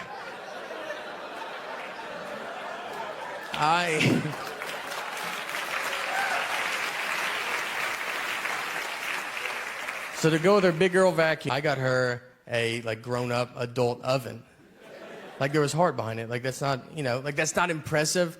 If she came home and bought me a truck and it turned into a live robot, I would lose my mind. Things are going super well. You've started this new company called the Nateland, the Nateland Company. Nateland. And it's a production company. You're making family-friendly comedy specials on YouTube right now. Yeah, right now the Showcase is on Nateland Entertainment. It's the Showcase is out. Nateland Entertainment. But then you tell us it's Nateland. Nateland. I say Nateland. No, you didn't. When? I think you said Nateland. I said Nateland, and you go Nateland. And I go, oh, was I saying it wrong? Well, that might be my accent. That shouldn't count as me mispronouncing it. You should be able to read through and go, he doesn't even know what he's talking about. Like that's... No, I just didn't know if I was saying it wrong. I want to make sure I'm saying it I correctly. don't think anything I say you could be... You're probably said it right. I told you, I think you say our last name correct with Bargatze, and I think we say it wrong as a family.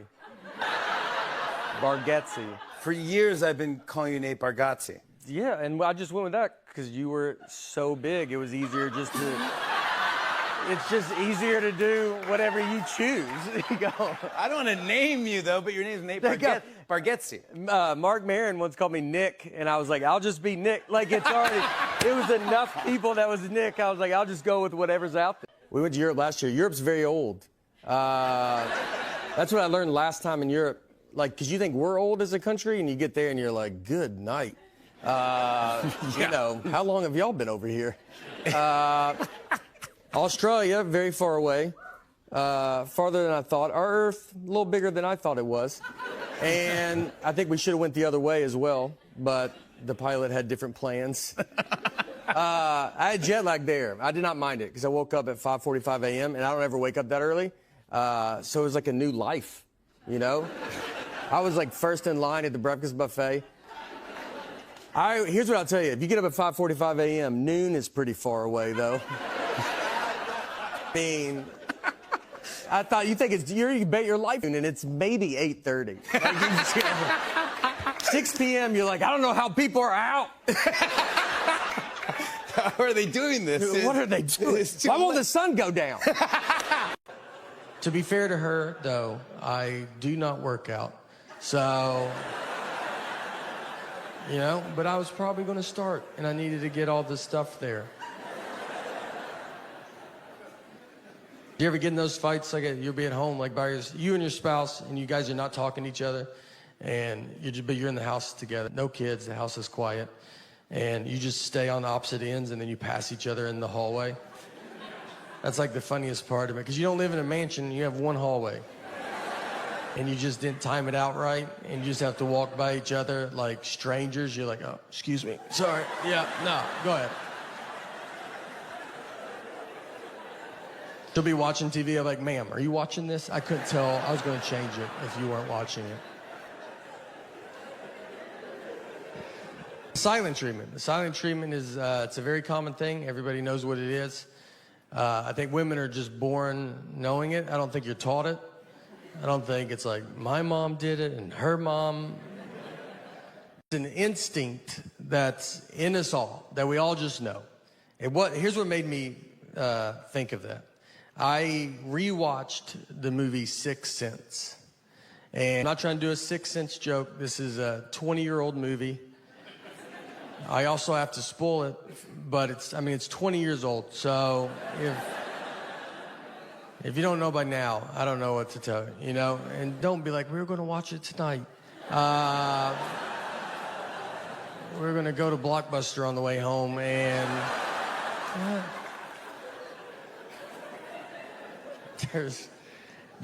So he's dead the whole time. And I don't know. I mean, if you haven't seen it, it's a pretty big part of it. But for those that have, think about when you watched it. When we all saw this movie for the first time, none of us knew he was dead. That was the biggest surprise we've ever seen in our life, you know?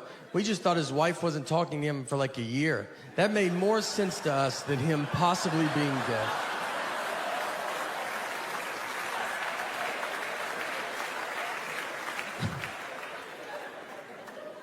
And I was like, when I watched it, I was like, show him dying? Yeah, that guy shoots him with a gun. That's how the movie starts. That's how obvious they're like, hey, he's dead.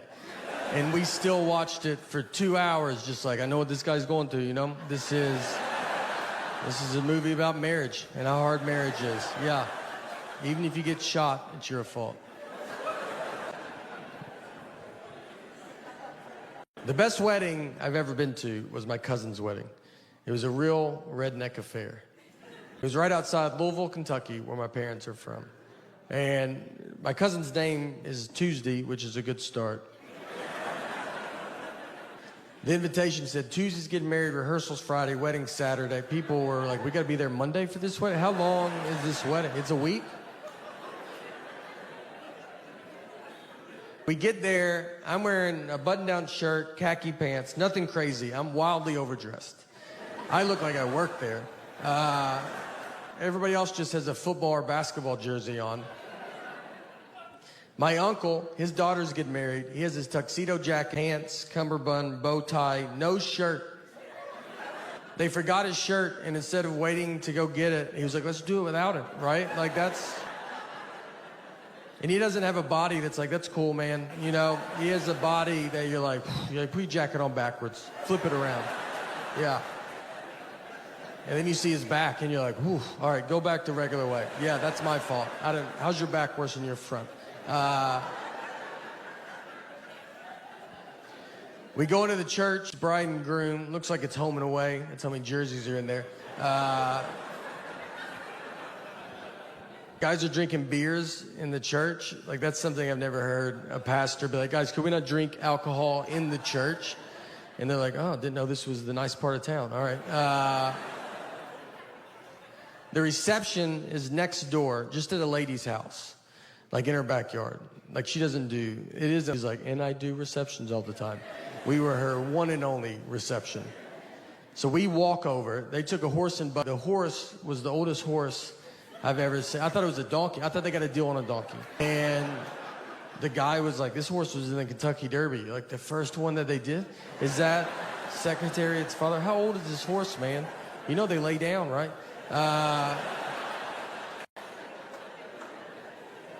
So we walked. It took them 45 minutes. They went up a driveway and back down the next driveway. They're sweating, almost divorced by the time they get there. The reception, like I said, it's in her backyard. They put plywood on the grass, like side by side, to make a dance floor. Dance just to a radio station on a boombox. Just like 104.5. You would have to stop for weather and traffic updates. There was a punch bowl that was low to the ground, like on a low table. And so I was giving it to kids. I was trying to help out. And then someone was like, that's wine. And I gave it to so many kids. I don't know anything about wine, but I don't think they tell you to pour it into a bowl. Like, that's not... No one's ever like, let's get out of that box, get in a bowl. You know, let's let it breathe a little bit.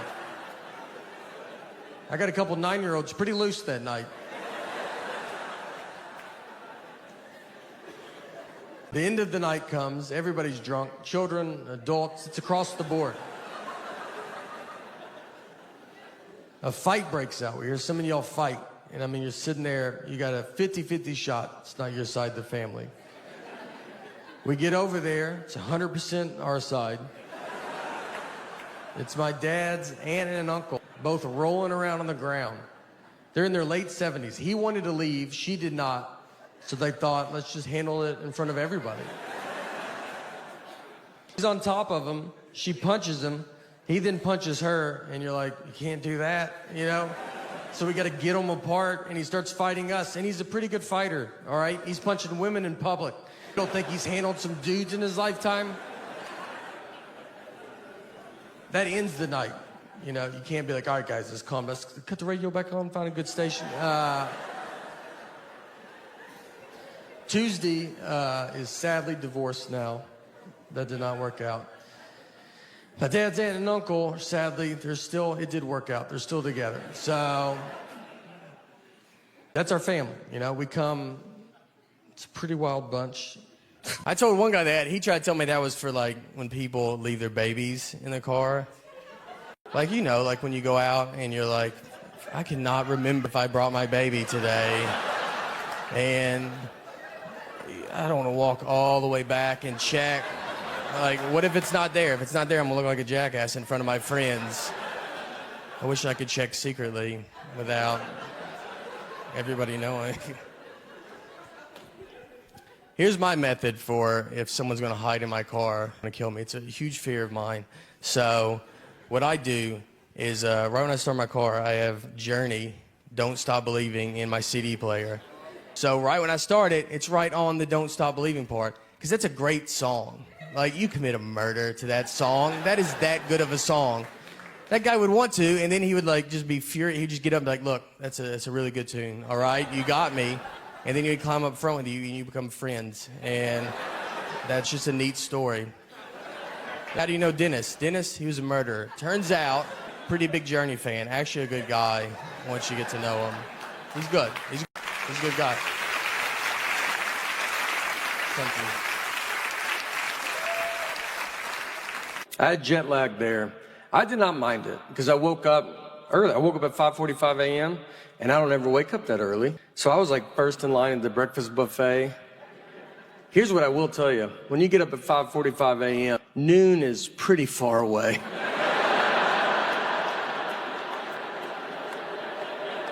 I mean, we'll bet your life it's noon and it's maybe 8:30.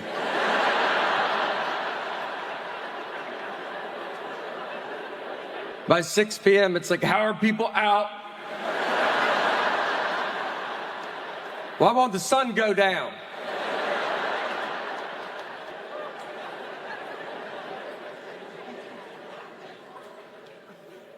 That's the next phase of my life. I'm getting up early, you know. We're getting up at 9:15, a little bit.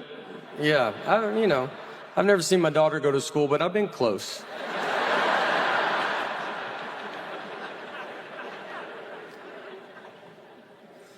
Like, we have one dog. I would like another dog. My wife does not want another dog because it's a lot. It's a lot to have two dogs because you got to open the back door and let two dogs out.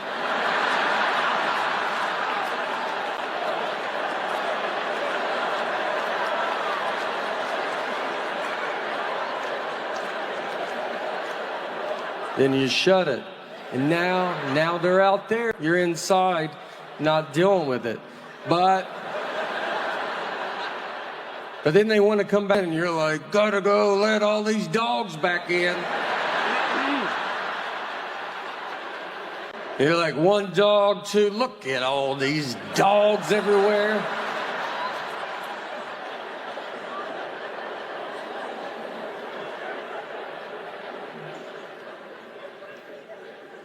Look, to be honest, I've never taken care of the one dog we have, but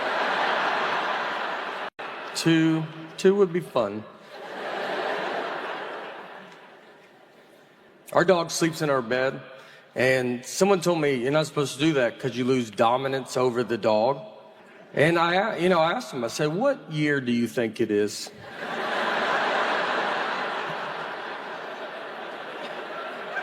These are all doodles. They're barely dogs. It's a person. They're people. This guy acts like it's 1980 when you kept a dog outside all year. Those you needed dominance over. You had a wolf in the backyard.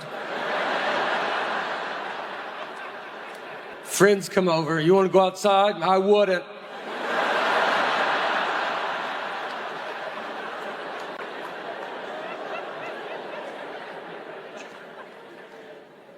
We take our trash out one of the days. I don't know the day, but it's a day. We do it. There is one day. I know we forgot to take it out a couple weeks ago. That stress could break up a family. All week was like, everybody eat out of your hands.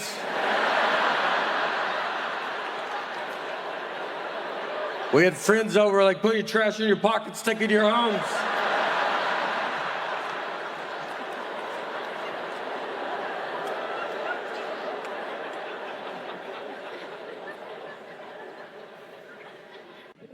Marriage fights are great because they're all very dumb. I would say 90% of them are dumb. 10% the cops show up. But we got in a fight once over chocolate milk. We didn't talk for 24 hours. What happened is I brought chocolate milk home, and she was like, why did you bring it home? And I was like, you're supposed to drink it after you work out.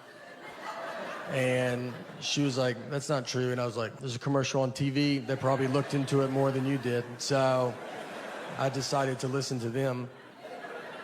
And she said, that's just the milk people pushing chocolate milk. And I was like, you don't even know what that statement means. You don't know if there's milk people. And I think chocolate milk's doing fine. I don't think they're sitting on barrels of it. And they're like, we got to make up a lie. We got to get rid of this chocolate milk.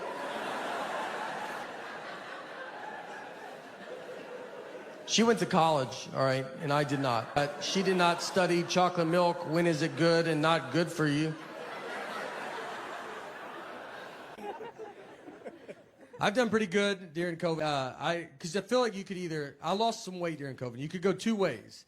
If you wanted to gain weight, this is your time. I mean, everybody's fine with it. You can just do it. But I've been doing all that up until COVID. I've always lived by that rule. So during COVID, I was like, I need to stop. And my neighbor started working out in his driveway. And so he was like, let's work out in my driveway. And, you know, I make a lot of excuses during COVID. You're like, I'm just so busy. You know, I got a lot of stuff to do today. And he's just out there. So I started doing it with him, and he had a trainer. And I'm not a big fan of working out. Never done it. And I told him, I was like, I just want to do upper body stuff. And they go, all right, well, how about we just do legs every day? That's all it is legs. I think it's a huge conspiracy with trainers that you never actually do your upper body. And when you are doing it, I mean, I asked him, I go, is this upper body? He goes, yeah. I go, yeah, because I'm bending down quite a bit. Little side note, I would like to say, I think the witch phase was the toughest phase for women to have to go through. Not to get serious, but a lot of people say voting. I disagree. I think it's witch, then voting. I think it's witch, pretty big gap, then, you know, voting. I mean, you jaywalk back then. The whole town was like, there's a witch. You're like, here we go. Here we go. And I'll give it to them, because they could have flown away, but none of them ever did.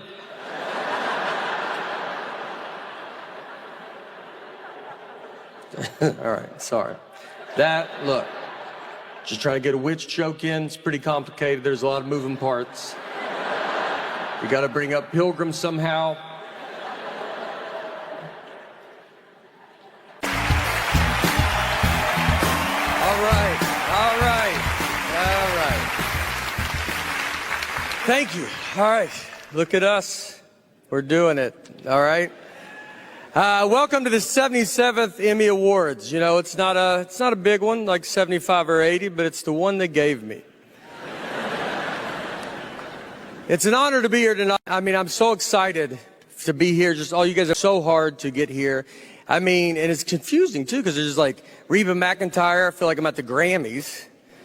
Kate Blanchett. I feel like I'm at the Oscars. It's crazy. Tina Fey. I thought like they should have had her host. You know why? We're wondering, like, why am I hosting? I don't know what that was, but all right, it counts as a laugh. It's I've been asked. I have not had, for my career, I'm a stand-up comedian, I've not had a ton of success in Hollywood, but let me tell you, boy, is it going good everywhere else. You might know, if you haven't heard, so we got an idea. As a host, they asked me, when you give your thank you speeches, they just said you got to keep them on time. So they wanted me to come up with a way to do that.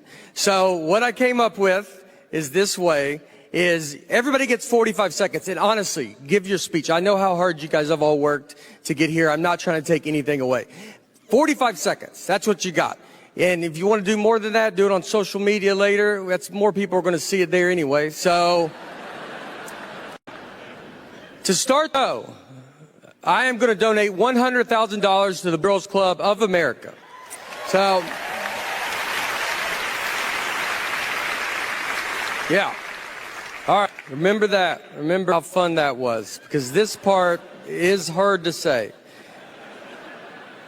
If you stay at 45 seconds, it stays at $100,000. That's all right. I know.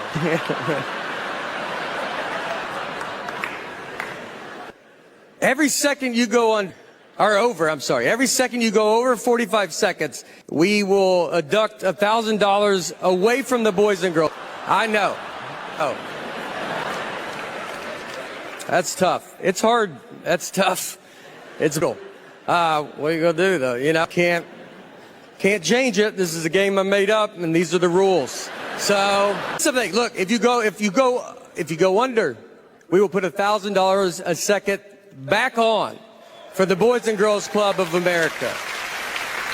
Relax. Let's have fun, all right? By the way, we wanted to see, we already got started. Seth, congrats. Glad he didn't even know about this at all. But what did Seth do? Was he over, under? Stayed the 40, under? No? All right! He under. Don't go crazy, though, because, I am paying. So don't, you go over a little, some go under. Do the right thing. All right. Well, now you know the rules. Those are it. So now that everybody knows, let's keep this show going. I remember nothing from school. People talk about history to me, and I'm like, I don't know when you guys learned that. I think we skipped all of this. I almost didn't graduate high school. I had an F in science. I was taking a class called science my senior year in high school. I mean, I had an F, and my dad went and talked to the teacher and just said, look, just give him a D. He's not going to do science stuff. And the teacher agreed to it. She was that confident I wouldn't touch the science world. We took ACTs, and I got a 17 on it. And if you don't see these, 18 is, they're like, that's not good, man, but you made it. 17, they're like, are you enrolled in this school? Like, what are you doing? The only thing I remember is in 7th grade, we had a kid fist fight PE teacher. That stuck with me. He was too old to be in 7th grade. He drove to 7th grade. If you're a 7th grade teacher and one of the kids drives, you just know you got to fight that kid one day. It's just happening. My wife's always around too. I feel always near, especially about home. It's like I married a cat that I'm like, you just always on me. If I go to the bathroom, she's like, I'm gonna paint the bathroom door while you're in there. I'm like, you couldn't do it later? No, I had all the time to do it. I thought I'd wait till you went in, and that's when I was gonna start. If I eat something she doesn't approve of, it pops up, man. I'll try to sneak it. I could eat an Oreo cookie in the attic at 3 a.m., and I would bet my life a light would cut on, and she'd be like, what are you doing up here? And if I questioned it, it was like, what are you doing up here? She's like, I'm always up here. This is when I do my attic stuff. She put Life 360 on my phone. That's so they can treat you when they're not near you. You might not even know you have it on your phone. It's worse than what the government's doing. I would rather the government track me than her. She just calls me, why are you at Krispy Kreme donuts? I'm like, look, I'm not gonna live like this, all right? If I want donuts, I'm not gonna lock my phone in a gym locker and go pay cash for donuts.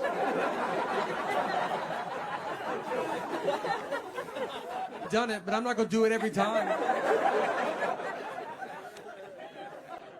God forbid I go to a store she has a coupon for. I'll be walking into the parking lot just to get a call, buy anything, I have a coupon. I'm like, do you think I'm gonna come home and get that coupon? Is things about to happen? I'm gonna try to pay more now that you called. I don't even know if Target allows that, but I'm gonna try to negotiate up on this toothpaste. You better hope they don't round up. I'm rounding up. I hate coupons so much, and she's addicted to them. She will not let me leave. Like, I got a coupon. I'm like, I just feel so stupid. I'm buying deodorant, and I'm like, I don't have all the money, but I'm almost there. But I do have this coupon. One day, I hope to be able to pay full price. We are saving up as much as we can. So I'm married. We have a lot of married people here. A few. Some. That's fun. It's fun. I don't know. I've been married 4 years now, and it's getting pretty serious, to tell you the truth. A lot more serious than I thought. I always have, I got other buddies that are getting married now, so they always want to come talk to me. So, I always tell them, they're like, what's it like? I'm like, here's what it is. I'm just telling everybody. Marriage is like, you ever go to a concert and you see a mosh pit, and you're like, you know what? I'm gonna go get in that mosh pit. But then once you get in it, you're like, I do not want to be in this mosh pit. at all. I'm gonna leave and go get some beer. Then the mosh pit's like, didn't you drink last night? All right, mosh pit, why don't you get off my back and let me live my life? Why? I travel a lot, and you know, it's not easy when you travel a lot. When you fly a bunch, you just think you're gonna die a bunch. I fly all the time. I was going through security recently, and this lady in front of me told the TSA agent that she was nervous about standing in like the X-ray machine, and then the TSA agent goes, "Well, it's a lot safer than that plane you're about to get on."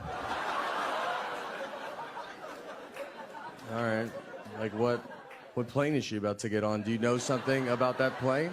Like, why would you say that? Have you ever like got on a flight and just looked at everybody already on it? It just looks like a group that would go down in a plane crash, like for some reason. You're like, I feel like I've seen y'all before. I had a pilot tell us right before we take off that he was retiring and this was his last flight. You're like, just say that when we land, dude. We'll be the same people, you know? Like, why are you putting this much pressure on this flight? He's basically just like, either way, this is my last flight. So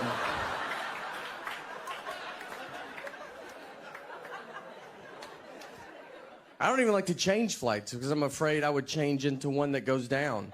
And that would be so frustrating. Just to, everybody's crying and you're like, I think you guys are upset. I paid $200 extra to get on this flight. Like, you guys are lucky.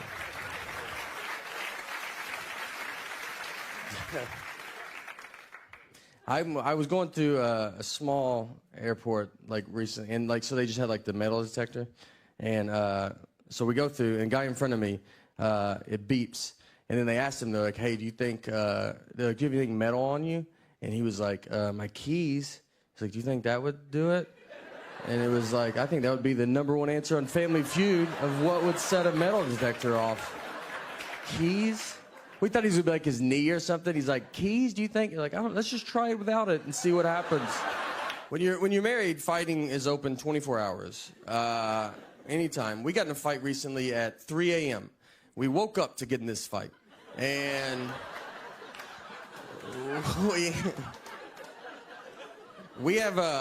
we live in Nashville, and we have a dog that freaks out when it thunders. So it was like thundering.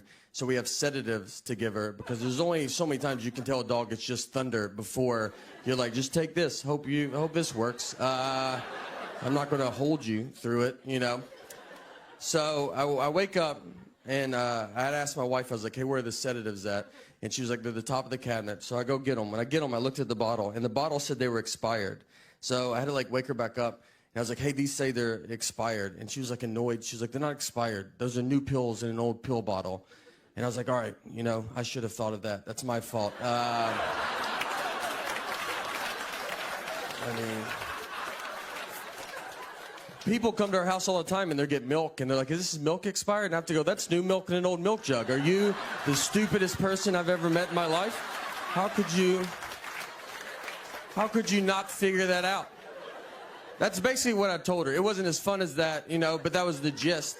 And instead of just saying, you're right, that's a logical statement, she dives all in and tells me it doesn't matter because dog medicine can't even expire. Which she's never even heard a rumor about that. She doesn't know that.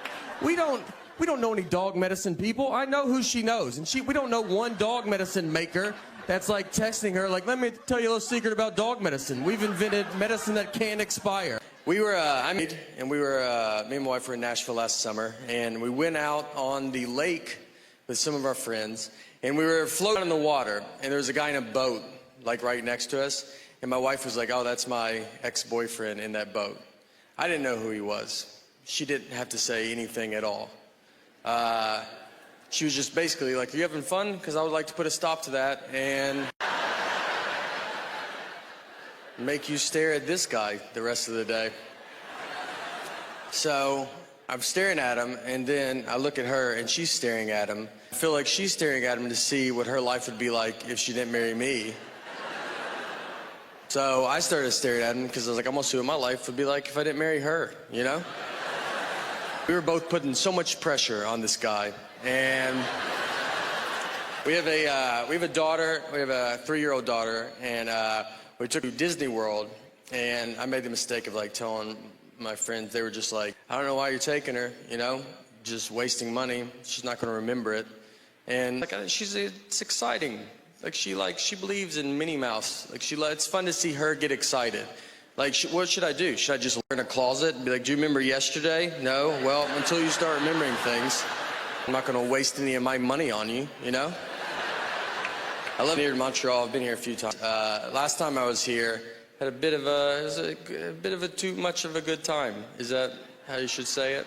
I was staying here at the hotel, super drunk, and locked myself out of my hotel room completely naked. And I remember getting all the way out, and then I hear the door shut, which is the most noise I've ever heard in my entire life.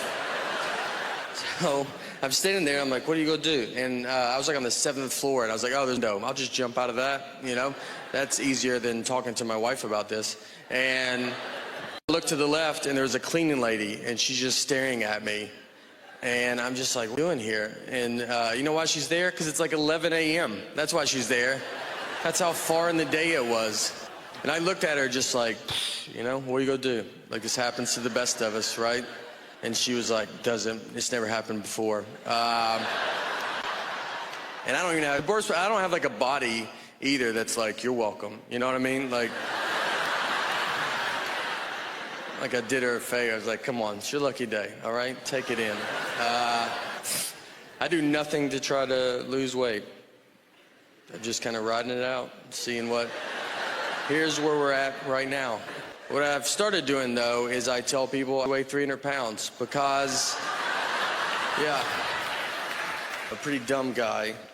Just, I don't think it's pretty obvious. And it's, I think, I've thought about, like, time travel. Like, if I went back in time, knowing everything I know now, I don't think I would make a difference.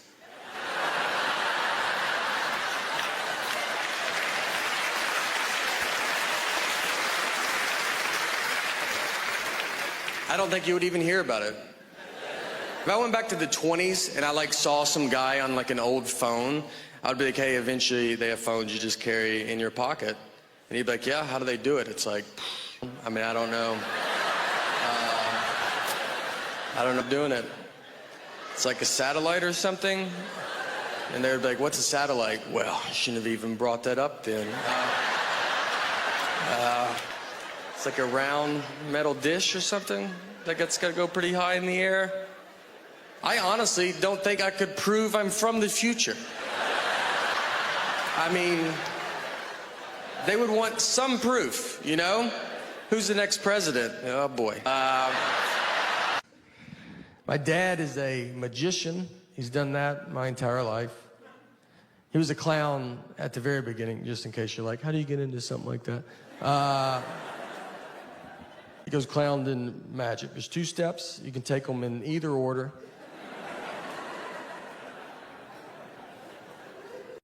I was born, he was a clown. It was never weird to me. I thought everybody's dad was a clown. My first memory of my life is I was 5 years old, and I remember my mom walked me out to the front yard, and my dad pulled up with this old red Mazda. He's dressed as a clown. That doesn't even faze me. That's just how he left. How else would he come home? And the Easter Bunny was in the passenger seat. That's the first thing that I remember to my life. If you want to know how you get into comedy, that's a pretty good nudge. And I remember it didn't fit, the Easter Bunny head didn't fit in the car. Like, he couldn't sit normal. So his head was bent to the side. And I remember he had his seatbelt on, and he's just like, and I was like,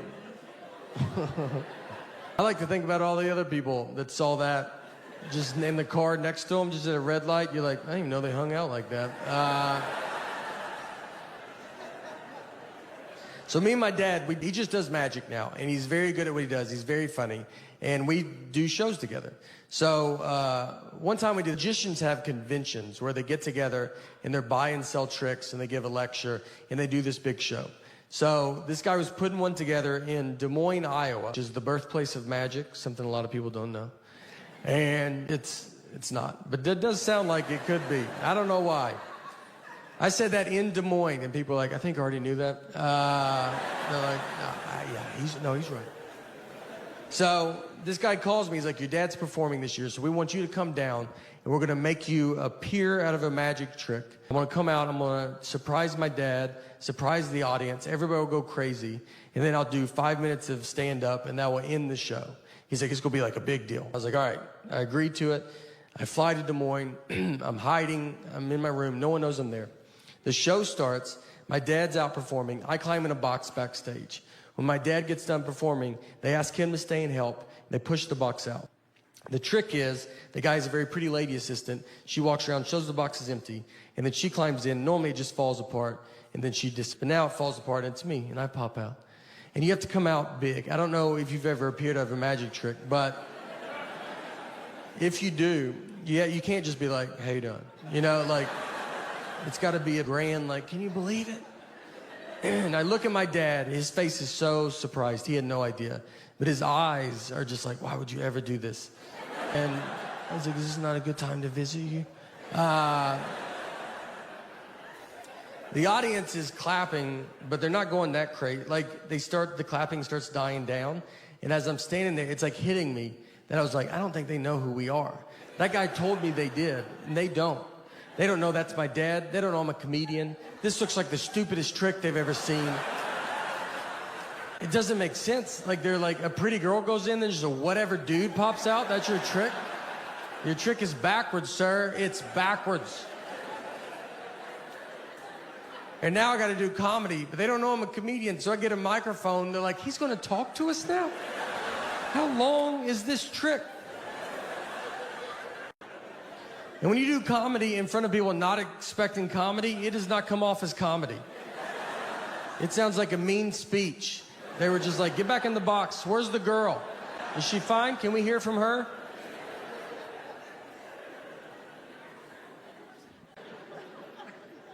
Food is I still have a problem with food. I love processed food. I love it. I'm a farm factory table guy.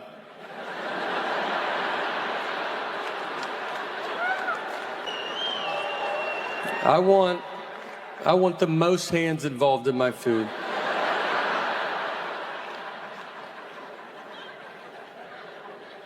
It's coming to an end. I can feel it. I can't do it anymore. It really hurts. And I tell myself, like, I've done it. My jersey would be retired of eating fast food. I've done all the stuff. I've had Taco Bell and threw it away in my neighbor's trash so my wife didn't find out.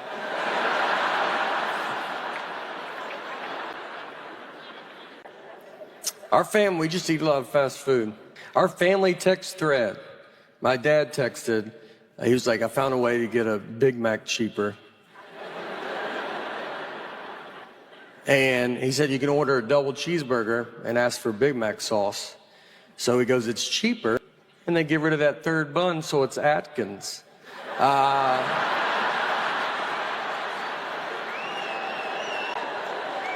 That's how you do it. That third bun is the one that you're like, I don't know if I need the third bun.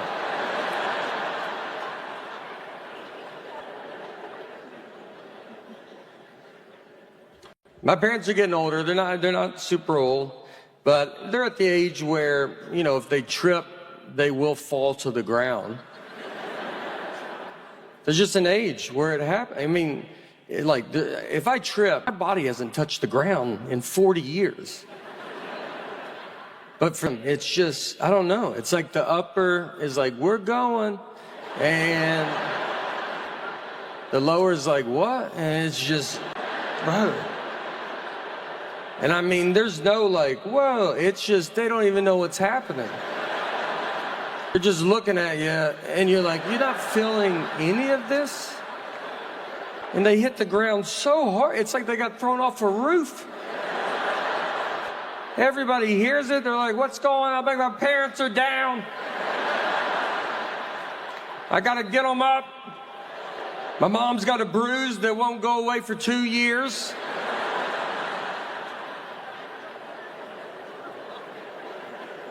I just walk ahead of them now. I'm like a Sherpa. Just let them know the terrain we're about to hit. Got a little carpet coming up.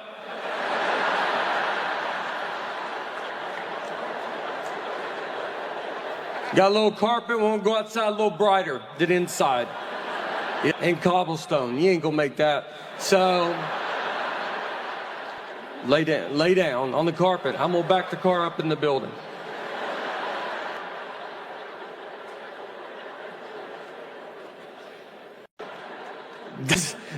One of the first things they had to do, car manufacturers, before crash test dummies were invented, they would use a pig in a car wreck.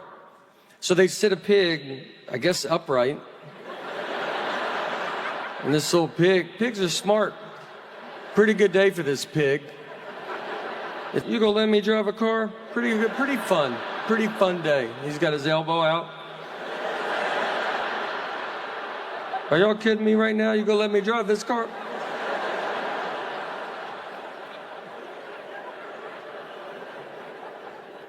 I don't even know what that shows you. Pigs don't have necks.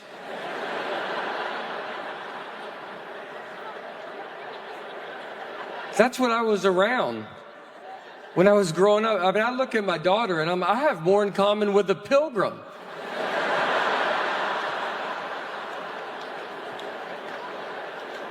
And pilgrims believed in witches.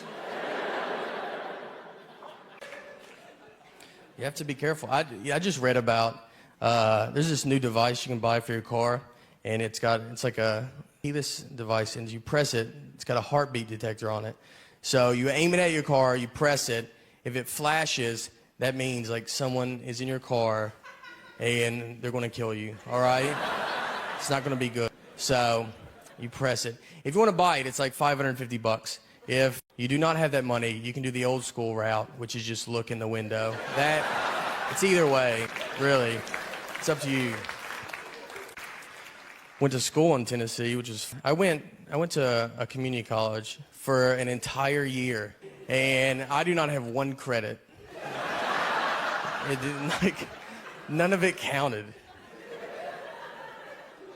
The reason is because I had to take remedial classes, which remedial basically means they're like, look, we have no idea how your high school that you leave, and we are shocked, and we're actually going to look into it. But until the end, here's your classes you're going to take. Here's what I took. I took math, like the book said math. Like that's what. How crazy is that? They stopped calling it math after 6th grade. Went to Australia as well. Australia is very far away. I'm gonna tell you, our Earth is bigger than I thought it was. We flew 16 hours, over 500 miles an hour. Barely made it, barely. I think we went the wrong way as well.